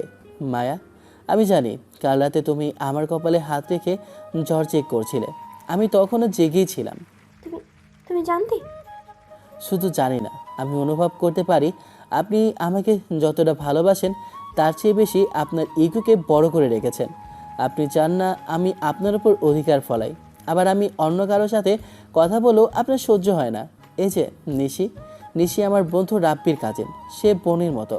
আমি ওকে সব বলেছিলাম। এই নাটকটা সাজানো ছিল যাতে আপনি আপনার মুখ খোলেন, যাতে আপনি স্বীকার করেন যে আপনি আমাকে ভালোবাসেন। তুমি একটা অস্ত শয়তান। আমার চোখের পানি ঝরিয়ে তোমার খুব আনন্দ হচ্ছিল, তাই না? আমি মরে গেলে তুমি খুশি হবে? আমাকে এভাবে পুড়িয়ে মারার কি দরকার ছিল? প্রিন্স মায়ের হাত দুটো শক্ত করে ধরে নিজের বুকের সাথে চেপে রেখে বলে, পাগলি একটা। আমি না পড়ালে কি তুমি এভাবে আমার বুকে আসতে? তুমি তো পাথরের মতো দেয়াল হয়ে বসেছিলে। দেখো মায়া, আমার হার্টবিট শোনো, এটা শুধু তোমার জন্যই চলে। সেই প্রথম দিন ডিসচার্জ স্ট্যান্ডে যখন তোমার ব্যাগটা ছিনতাই হলো আর তুমি আমার কলার ধরলে, বিশ্বাস করো ওই মুহূর্তে আমি আমার হৃদয়টা তোমার কাছে হেরে ফেলেছিলাম। মায়া আর নিজেকে ধরে রাখতে পারল না। সে প্রিন্সের বুকে মুখ লুকিয়ে অঝরে কাঁদতে শুরু করলো। 1 মাসে সব জমানো অভিমান, হিংসে আর দহন যেন এই চোখের পানিতেই ধুয়ে মুছে সাফ হয়ে গেল। প্রিন্স মায়াকে জড়িয়ে ধরল, যেন এই মায়াকে সে আর কোনোদিনও কাছছাড়া করবে না।